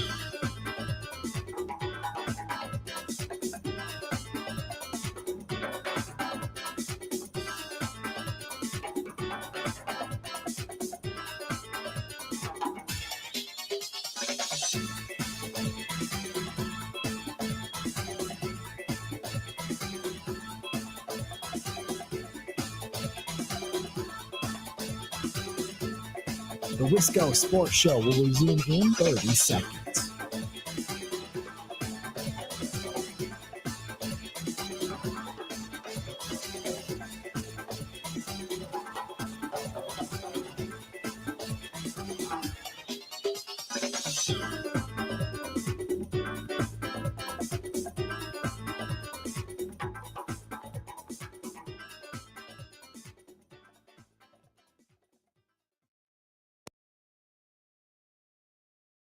Hold on, I'm reading about a greenhouse. I don't have a song ready. Hold on, give me a sec. There we go. It's the Wisco Sports Show. I didn't realize the commercial break was over. I figured out, with some help from commenters on the live stream, this glowing greenhouse that I see every time I drive to the Twin Cities or I drive to my folks' place. It's exit 98. I couldn't remember what exit it is. It's in Hickston, which I think I had the county right. Didn't I say Jackson County? It's Superior Fresh. Interesting. And based on a quick Google search, although not quick enough because I was late coming back from break, they grow lettuce and also raise fish. You know, I often think what I would do if for whatever reason this job is no longer an option for me. If one day I come in and my boss is like, hey, we love you, but we got to let you go for whatever reason. I'd be like, all right, I'm going to go work at the place that grows lettuce and also fish. I am intrigued. Color me intrigued. Paul and Andrew are going back and forth on the live stream about this. Andrew says, or Paul says, Andrew, have you ever been to the aquaculture facility in Red Cliff? Well, I want to go. Loop me in on this stuff. I want to go to the cool greenhouse in Hickston that glows purple on the top of the hill. It's friggin' sweet. 608-321-1670 if you have any thoughts. I got a text. This is a sicko text. It says, hypothetical. Jets lose on Thursday and their season is done. I think their season's already done. Love plays on Sunday and suffers a serious season-ending injury. I'm going to knock on wood with both hands, and I hate that you've put this out into the ether on my show, but I'll stand by it. I'll abide. It says, do the Packers kick the tires on a Rodgers trade or ride with Willis for the rest of the year? I don't think that any team would kick the tires on a Rodgers trade, no matter how badly they needed a quarterback, because one, and I can't emphasize this enough, he's not playing good. And if we're being fair, he hasn't really played all that great in 4 years. Since his last MVP year in 2021, because he was bad in 2022, he was hurt in 2023, and 2024 so far has been a little bit of a catastrophe. And it's not totally his fault, but a lot of it is his fault. He just doesn't look in shape. He doesn't look dialed in. He doesn't look like he's excited to be playing football. And something that was really interesting, the Jets losing to the Patriots on Sunday. Have you noticed a lot of the national media? I hate to use that because it sounds corny, but if you've noticed, a lot of the national media is like, the Jets coaches, they got to get the play in faster. All these delay games are taking all these time out. Nah, that's Rodgers. That's what he does for some reason. Takes that play clock all the way down because he wants to tweak and fix and I got to move this guy over here. And it's like he's adjusting and he's calling, just snap the ball. I feel the same way about Rodgers that I do about Love right now. Get under center, run the offense. Sometimes you call a check, call a can. I get it. You see something, you want to attack it. I get it. But get up there and make the throws. Run the offense. For God's sake, quit playing grab ass at the line of scrimmage. There's a lot of grab ass from Jordan Love in this offense the first quarter. There was a can on every play. There was no pace at all. The offense was crawling. 608-321-1670. Wisco Sports Show. Who's this? This is Tim. Tim. Hey, Tim. Where are you calling from, Tim? Yes. I'm actually calling from Northfield, where Superior Fresh is. Oh, so is Northfield? Remind me of my 94 exits here. Is that in between what, Hickston, and is it before or after like the Alma Center Pigeon Falls exit? I'm gonna pull it up. Yeah, It's the same exit. It's Alma Center, Pigeon Falls, Northfield. Oh, right by York, too. God, I love maps. I love Interstate 94 so much, Tim. So tell me about this place. I see it when I drive home, and then I never think to look it up. And by the time I get home, I forget where it is, and I just repeat this process every time I drive. So are you familiar with Ashley Furniture? Oh, yeah. Oh, yeah. Yeah, Superior Fresh is owned by the Wanick family, who owns Ashley Furniture. Oh. So Superior, do they raise vegetables? They raise lettuce, different types of lettuce, and then North Atlantic salmon is what they raise up there. Oh, we're a long way from the North Atlantic. That's got to be a big facility. So what are the purple lights for? Why does it always glow purple? Those are the grow lights. Be a great place to. When someone told me lettuce farm in the comments, I'm like, does he mean pot farm? Is that code with the big grow lights? But I suppose that makes sense. Superior Fresh salmon. Interesting. Well, can I work here? I want to work around. I just want to work around fish. I love fish so much. If I quit this job, I'd go work as someone with a fish. They are in the process of opening another one in Indiana. Wow. I'm not moving to Indiana. Interesting. Well, this is all very fascinating. I'm looking at pictures online right now. Yeah, the big purple lights. Interesting. Yep. Well, I know what's going on. Well, thank you, Tim. Do you have any Packers thoughts? You don't need to. This has been my favorite call so far today. You don't need to have a Packers thought, but anything you want to say about the team before I let you go? I was going to say I've been really impressed with Matt LaFleur and how he's been able to change his game plan depending upon the quarterback he has. Whether it's Malik Willis or it's Jordan Love, the way that he can change the game plan to be successful is just been amazing this year. I think he's doing his best coaching job he's ever done since he's been here. I think so too. And I think what's funny, Tim, that's an outstanding call. Thank you. I love sports talk radio and the internet because we can have conversations like this. I think Matt LaFleur is just impressed more and more as he's gone along. And it's not like it's been easy for Matt LaFleur this year. Matt LaFleur this season was probably ready to take a deep breath. Okay, so I don't have to cater to Aaron Rodgers. Don't have to worry about that drama. I figured it out with Jordan Love, proved it last year. All right, now let's have a normal season. And then Jordan Love gets hurt. And he's got to coach up Malik Willis, who's been there like all of a month. So it's not like this has been easy breezy cruising conditions for Matt LaFleur. He was kind of thrown into the fire right away. Week 1 in South America, of all places. 608-321-1670. Got time for another call or two before we get to Mike Clemens. Wisco Sports Show. Who's this? Hey, Grant, it's Wally. How's it going? Hey, Wally. I'm going great. How are you? Good. Never in my years would I thought we would have 2 calls about Superior Fresh, but here we are. So you're familiar with their game. I have not been familiar with their game. I have been inside that facility. So part of my job, I won't bore you with it, but I do industrial controls. And so I have actually been inside of that facility up there. So it is as cool as you think it would be. So it is awesome. What is it about? You know what I look at my computer at work sometimes when not when I'm on the job, of course, if my boss is listening, but anytime I have free time, you know what I love looking at? I love looking at the pictures of the insides of nuclear power plants. Any place there's big tanks of water. I don't know why. Does that appeal to other guys out there? Why is that so interesting? Just the amounts of clear water that you see. Yeah. Something like that. Yeah. I know you're a big trout fisherman. So in the Driftless region out towards Minnesota, they're a Minnesota DNR. They open their hatchery during the year. And man, is that cool to go see. Because they do all their trout. You can go look at all the trout that they stock throughout the year. So that's a really cool place to go see too. But I just like tanks of water, pools of water, things swimming in pools of water. Wally, that's a great call. I appreciate it. I've never been to the Shed Aquarium in Chicago, and I really want to go. I have a couple friends. We talked about going last winter. It never happened. And I'll go to Discovery World every other year. They're actually a pretty good aquarium for the amount of money that they charge going to Discovery World. Now, the rest of it is kind of it's a kids museum, but I am not against maybe taking a gummy and going to the aquarium at Discovery World on the Milwaukee lakefront. 608-321-1670. Rapid fire. Got a couple minutes. Sorry, but be quick, everyone, and I can get you all in. Wisco Sports Show. Who's this? Dean. What's going on, Dean? Oh, I was just going to comment quick.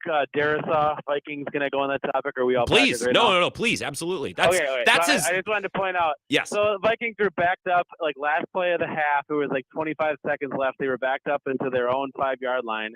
and they could have knelt it out. But instead, they're going to run this dynamic play that's going to get them 95 yards. And given they did that once with Jefferson earlier in the year, fine.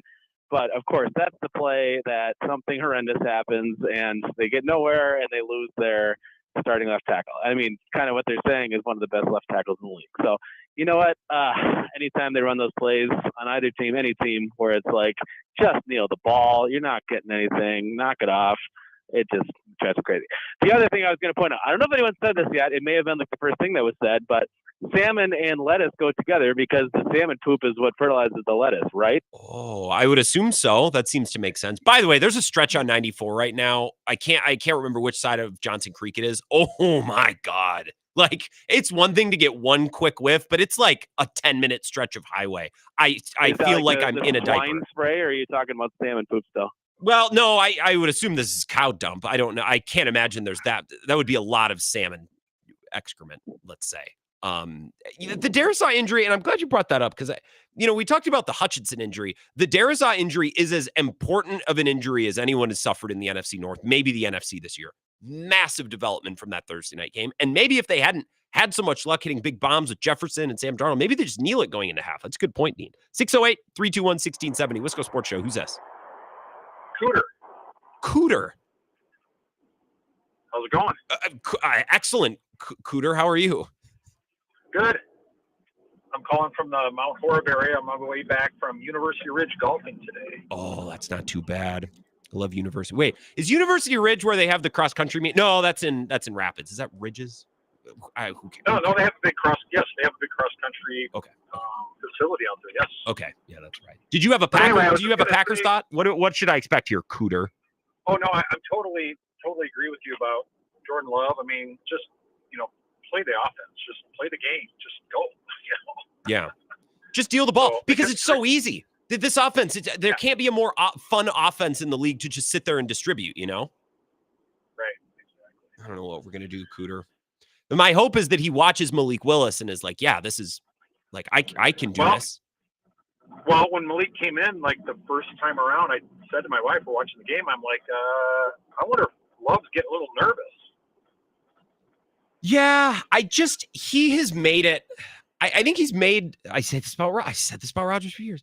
Rodgers makes football harder than it needs to be, and I think sometimes with this offense against lesser opponents, Jordan Love has maybe made life a little bit more difficult than it needs to be. And we could talk more about that. Mike Clemens is on hold. Let's take a break so we can get to him. We'll have as much time as possible with him coming up next. Mike Clemens joins us after this break. This is the Wisco Sports Show with Grant Bills on the Wisconsin Sports Zone Radio Network.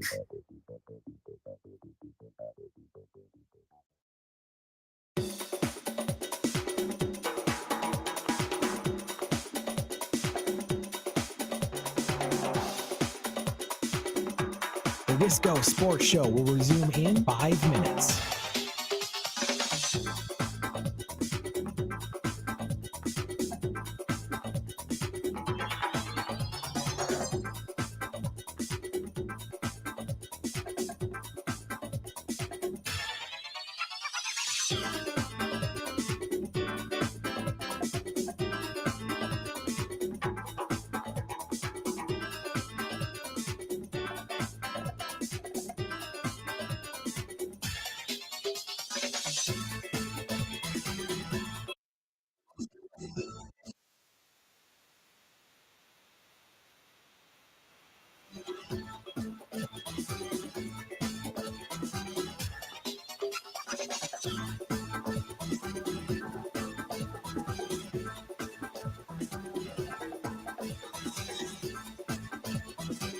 The Wisco Sports Show will resume in 4 minutes.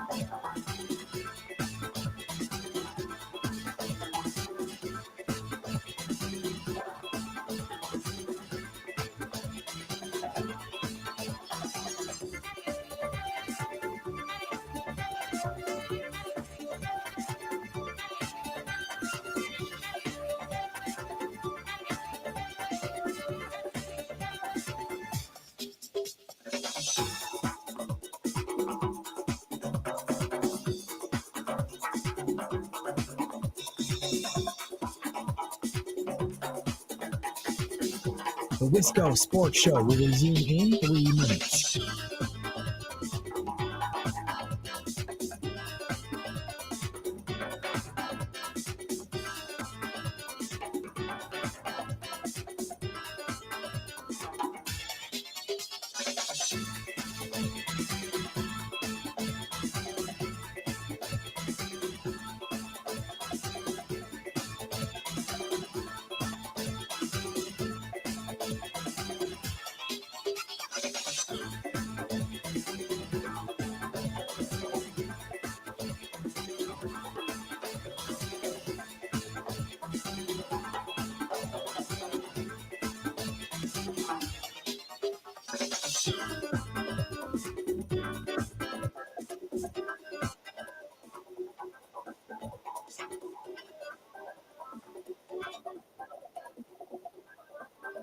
The Wisco Sports Show will resume in 2 minutes.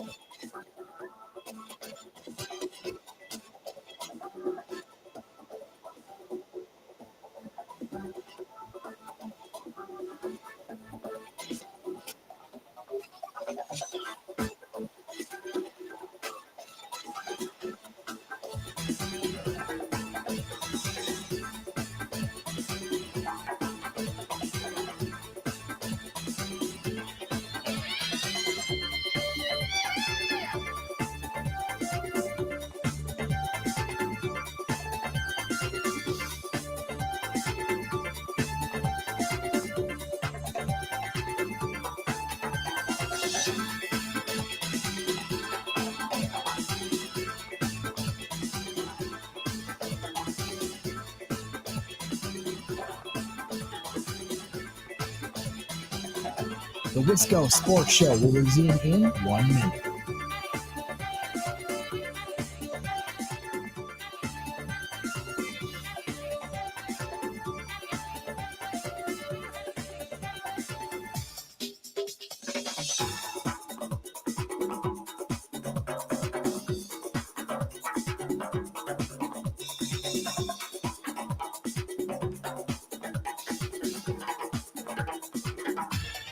The Wisco Sports Show will resume in 30 seconds.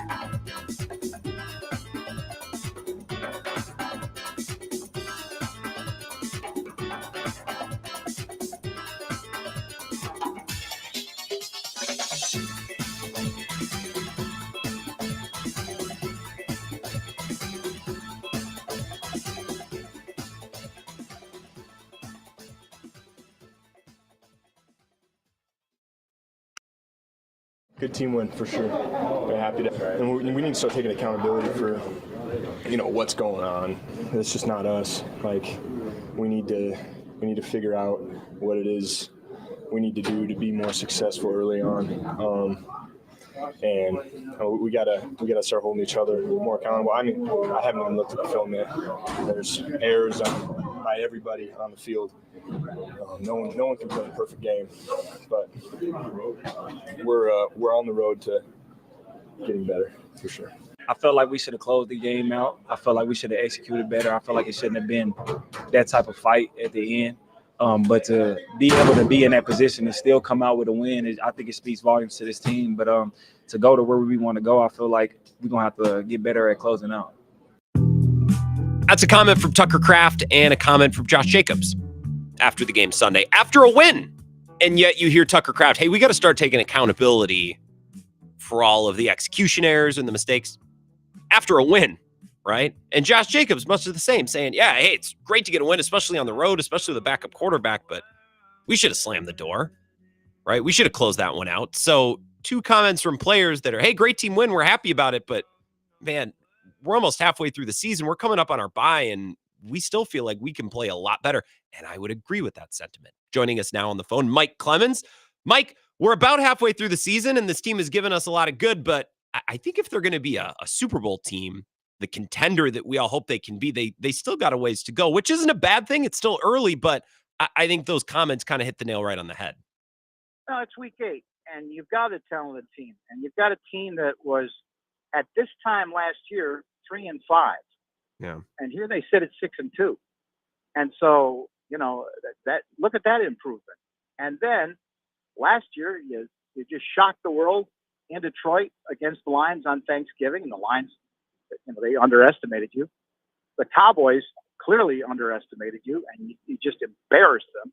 You started this horrible string of losses the Cowboys have had at home, and then you were 6 minutes away from getting past the 49ers into the next level. So, the trade deadline's coming up. I don't know if there's a need on the team that could be addressed through the trade. And then, having said that, look at the Malik Willis trade. My God, what a difference that made at the end of camp and early in the season. But, the question is, so what can LaFleur and his coaching staff do to say, okay, we've got a pretty good roster right now. What can we do to get this thing to the next level for the third and fourth quarters of the regular season and to seriously be a Super Bowl contender? What do you think? Where do you think it starts? Well, it's interesting. I brought this up yesterday.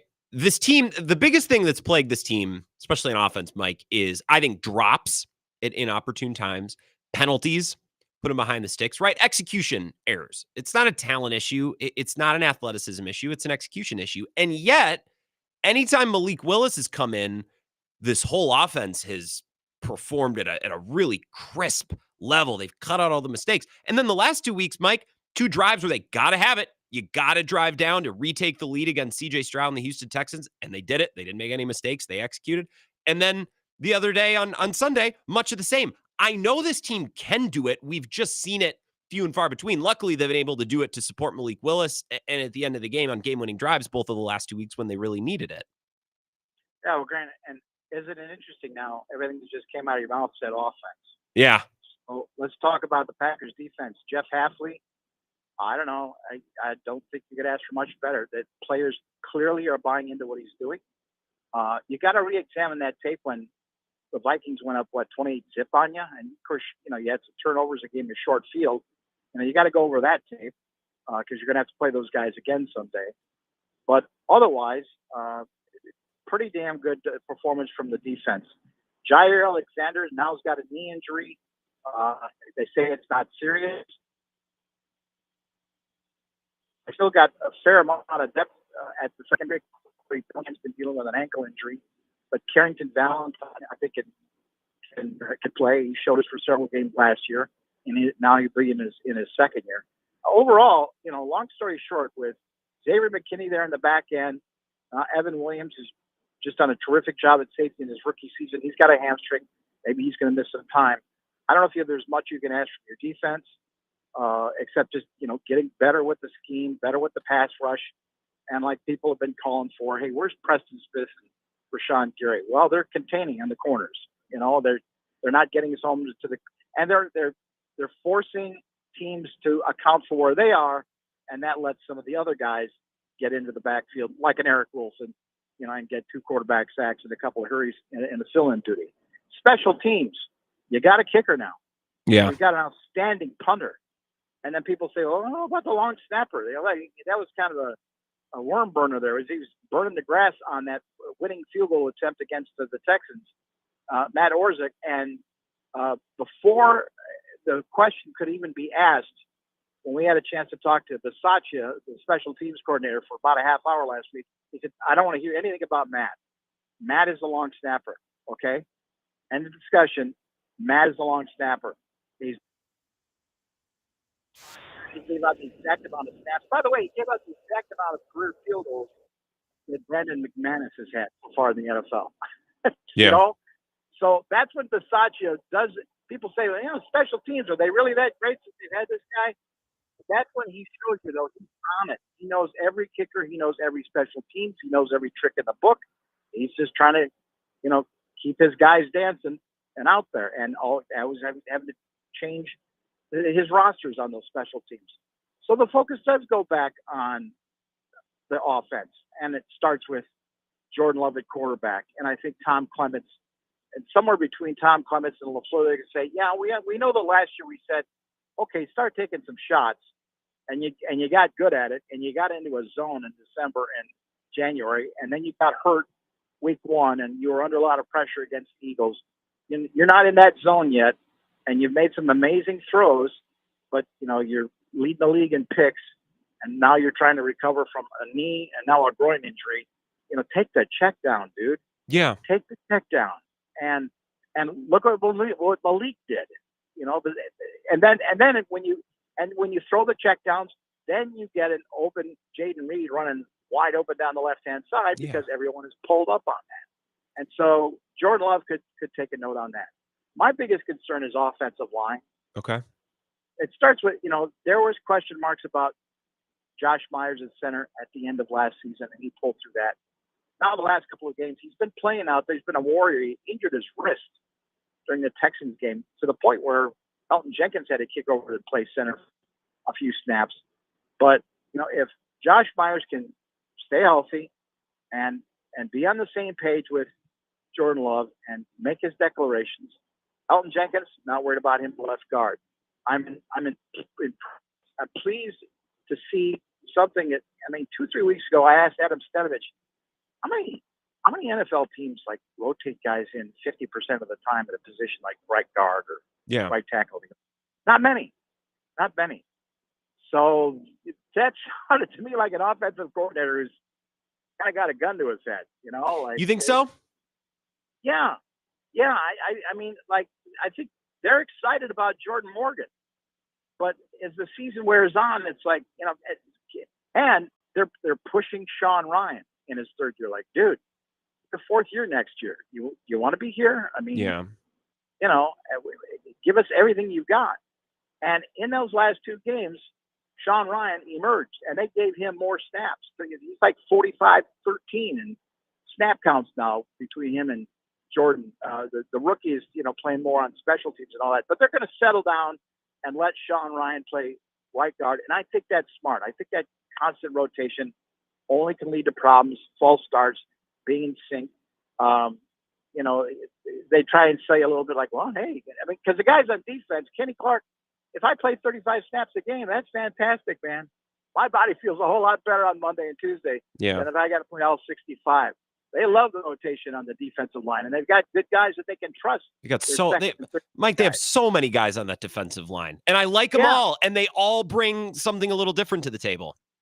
Yeah, and they're making plays, and they're forced fumbles, or getting turnovers, or getting sacks, or hurrying the quarterback. They're containing.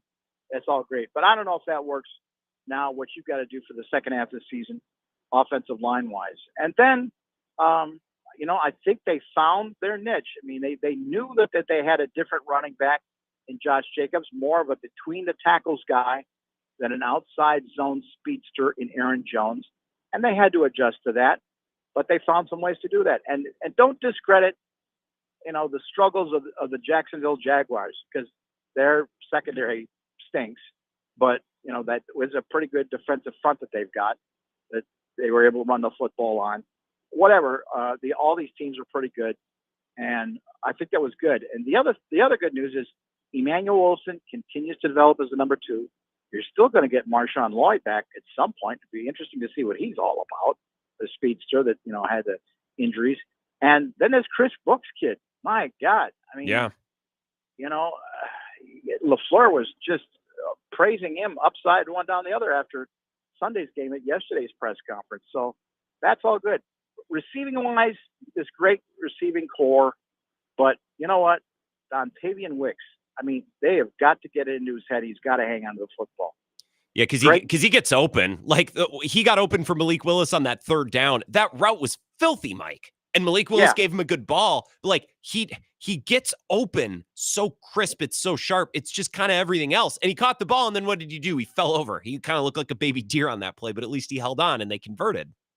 A year ago, LaFleur and his coaching staff are trying to get into a new thing where they don't make comparisons.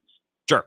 They don't want to say, oh, that player's the next so-and-so. They don't want to do that. They don't because I don't think players want to be compared to that. They don't want that kind of pressure. So they stay away from the comps, as they say.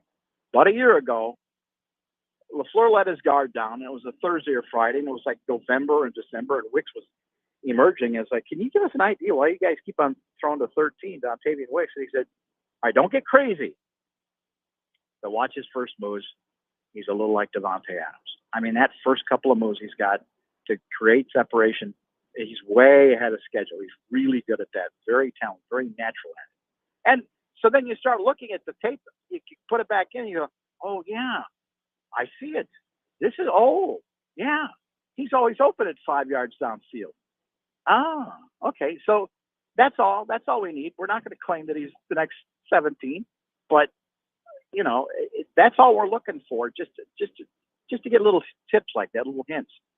So that's. Oh, did I lose you, Mike? Mike, are you there, or did I lose you? Oh, I got you back now. Well, we're wrapping up here with Mike Clemens. I got you back now. I can hear you loud and clear. One final question that I had for you. We're talking about what they need to do to really become the full-fledged contender down the stretches. Now we're getting into week 8, week 9. Who are the leaders? That young group, they're all kind of clustered together. Dobbs, Watson. I love what I'm hearing from Tucker Kraft. It seems like he's really wrapping his arms around his role on this team. Who's stepping up? Even a young guy. Doesn't have to be a veteran. Who are some of the voices that are emerging as real leaders and real voices on this team? Tucker Kraft has been a great soundbite since he set foot in the locker room, last year in spring after being drafted out of South Dakota. I don't know though if he's giving any pregame speeches. I mean, obviously it starts with Jordan Love. Sure. On defense, I mean, Xavier McKinney just took over the first day, and I think a guy that I've been so impressed with since day one, and now he's in his second year, is Jaden Reed. Mm-hmm. Jaden Reed. That's the quiet, silent dude. That's the one that I saw after they lost a game in the 2-minute drill in Denver that they should have won, but they've been battling back and forth on. That's the guy that started pulling folding chairs together, putting them in a circle right by the lockers there in the visitor locker room in Denver, and got all his other receivers together and says, what the hell was that? How do we fix this? Yeah. And then said, I'll see you guys on Tuesday, and we're going to watch tape, and we're going to figure this out together and get this stuff, like if we're in a bunch formation, where are you going to move? Where am I going to move? What are we doing to tip things off? To me, Reed is that guy, and he doesn't talk much about it. He doesn't do much around the media, but everything I see as, we're leaving or just hanging out or something on a Friday afternoon, that's the guy. I see guys going up to him. Sure. And can Josh Jacobs, really quickly as wrap up, can Josh Jacobs, even though he just got to Green Bay, still be a voice, still be a leader that everyone will pay attention to and buy into and really embrace? I think so. Yeah. Okay. And certainly as a player, and, they're excited. They think that he's Aaron Jones is Aaron Jones in terms of a leader, community, just an outstanding personality, a guy who you just feel his heart when you're around him. Yeah. But, Jacobs has changed. I mean, he came in kind of a Raider, and then he wanted to have a couple of his own little shows and things like that. And then all of a sudden that sort of went away because I think he realized I'm in someplace else. I'm actually on a team, and I don't have to go out and promote Josh Jacobs. I have to just figure out how to win games as a Packer. And I think he's dialed it back a little bit. He can, away from the microphones, he can kind of let you know what's going on. Yeah. But I think he's right with being true to himself. I think he's right where you want him to be. And there's obvious things that when you drop a play so that he can get first reception, receiving touchdown, that stuff is appreciated, man. You're being heard. You're being listened to. You're being recognized. Being valued. Yeah, and I know a big part of why he wanted to come here, and the money is, of course, thing number 1 and probably thing number 2 and 3. But thing number 4, and I've heard this mentioned on multiple broadcasts, he liked the youthful energy. He liked that this was a team on the come up and they were building something, and he wasn't, latching on to a team that was older. He liked the energy. He kind of liked what he was getting into, and I like that. I feel like he's made the right stuff and here for the right reasons. He liked watching Jordan Love in Vegas. Yeah. I mean, that's the first thing that came out of his mouth. I think that Jordan Love is going to be good. There's the future right there. I want to be on that team. Interesting. It's like all of Jordan Love's road games or games last year were like recruiting visits. You know what I mean? Like, is that a program that in free agency I potentially want to go buy into as they could be opening some type of contention window? No, it's interesting. Mike, I appreciate your time. We'll get you on the huddle tomorrow night, and I guess we'll get our first injury report of the week tomorrow, which will be really telling for Love, Alexander, Evan Williams. There's going to be some really important designations tomorrow afternoon. Sure will. Thanks, Grant. Yeah, looking forward to hearing more, Mike. That'll be tomorrow night on The Huddle. Mike Clemens up in Green Bay. Appreciate his time. He is brought to us on the network by the Bay Motel in Green Bay, where he resides, where he holds up for most of the season covering this team. Let's take a 3-minute break. We'll wrap up the show next. This is the Wisco Sports Show. On the Wisconsin Sports.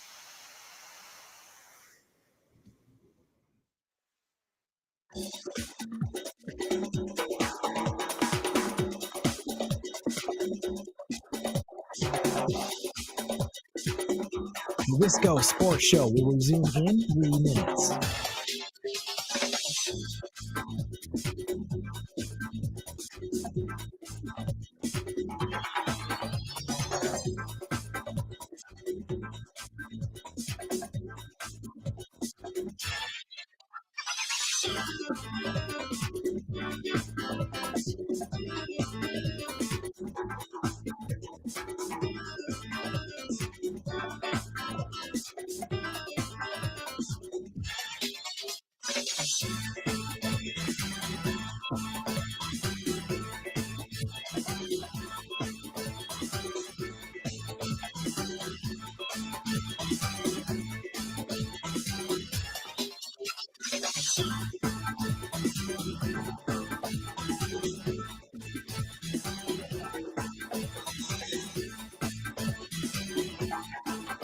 The Wisco Sports Show will resume in 2 minutes.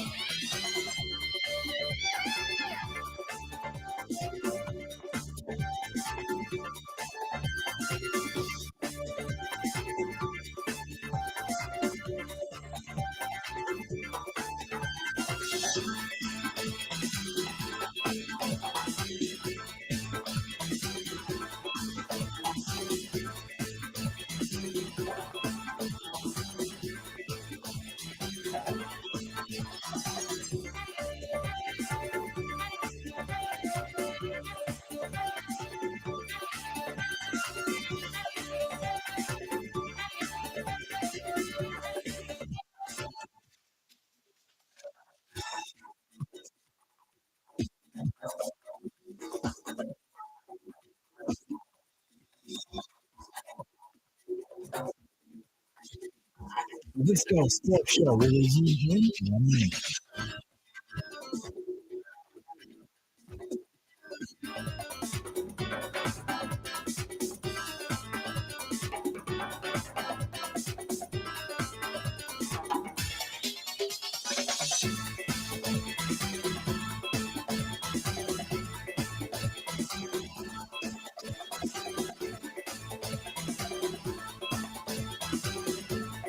The Wisco Sports Show will resume in 30 seconds.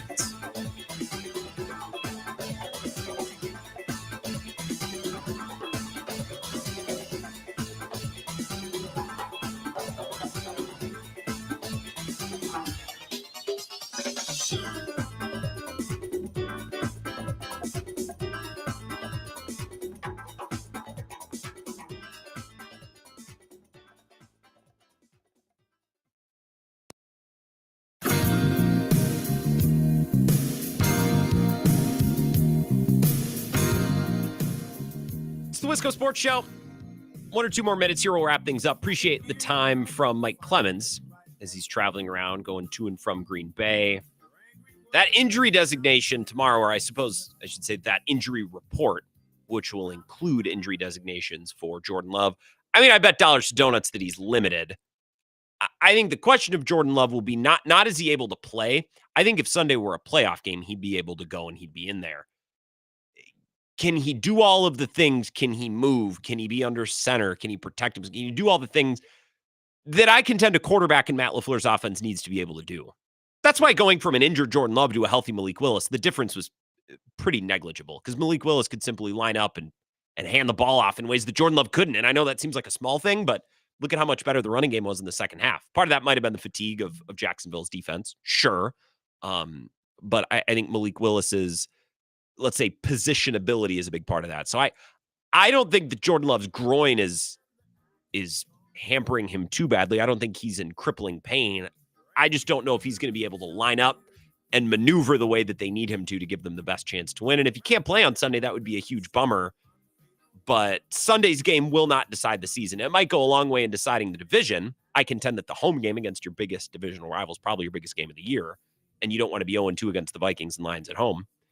But these are the choices that the Packers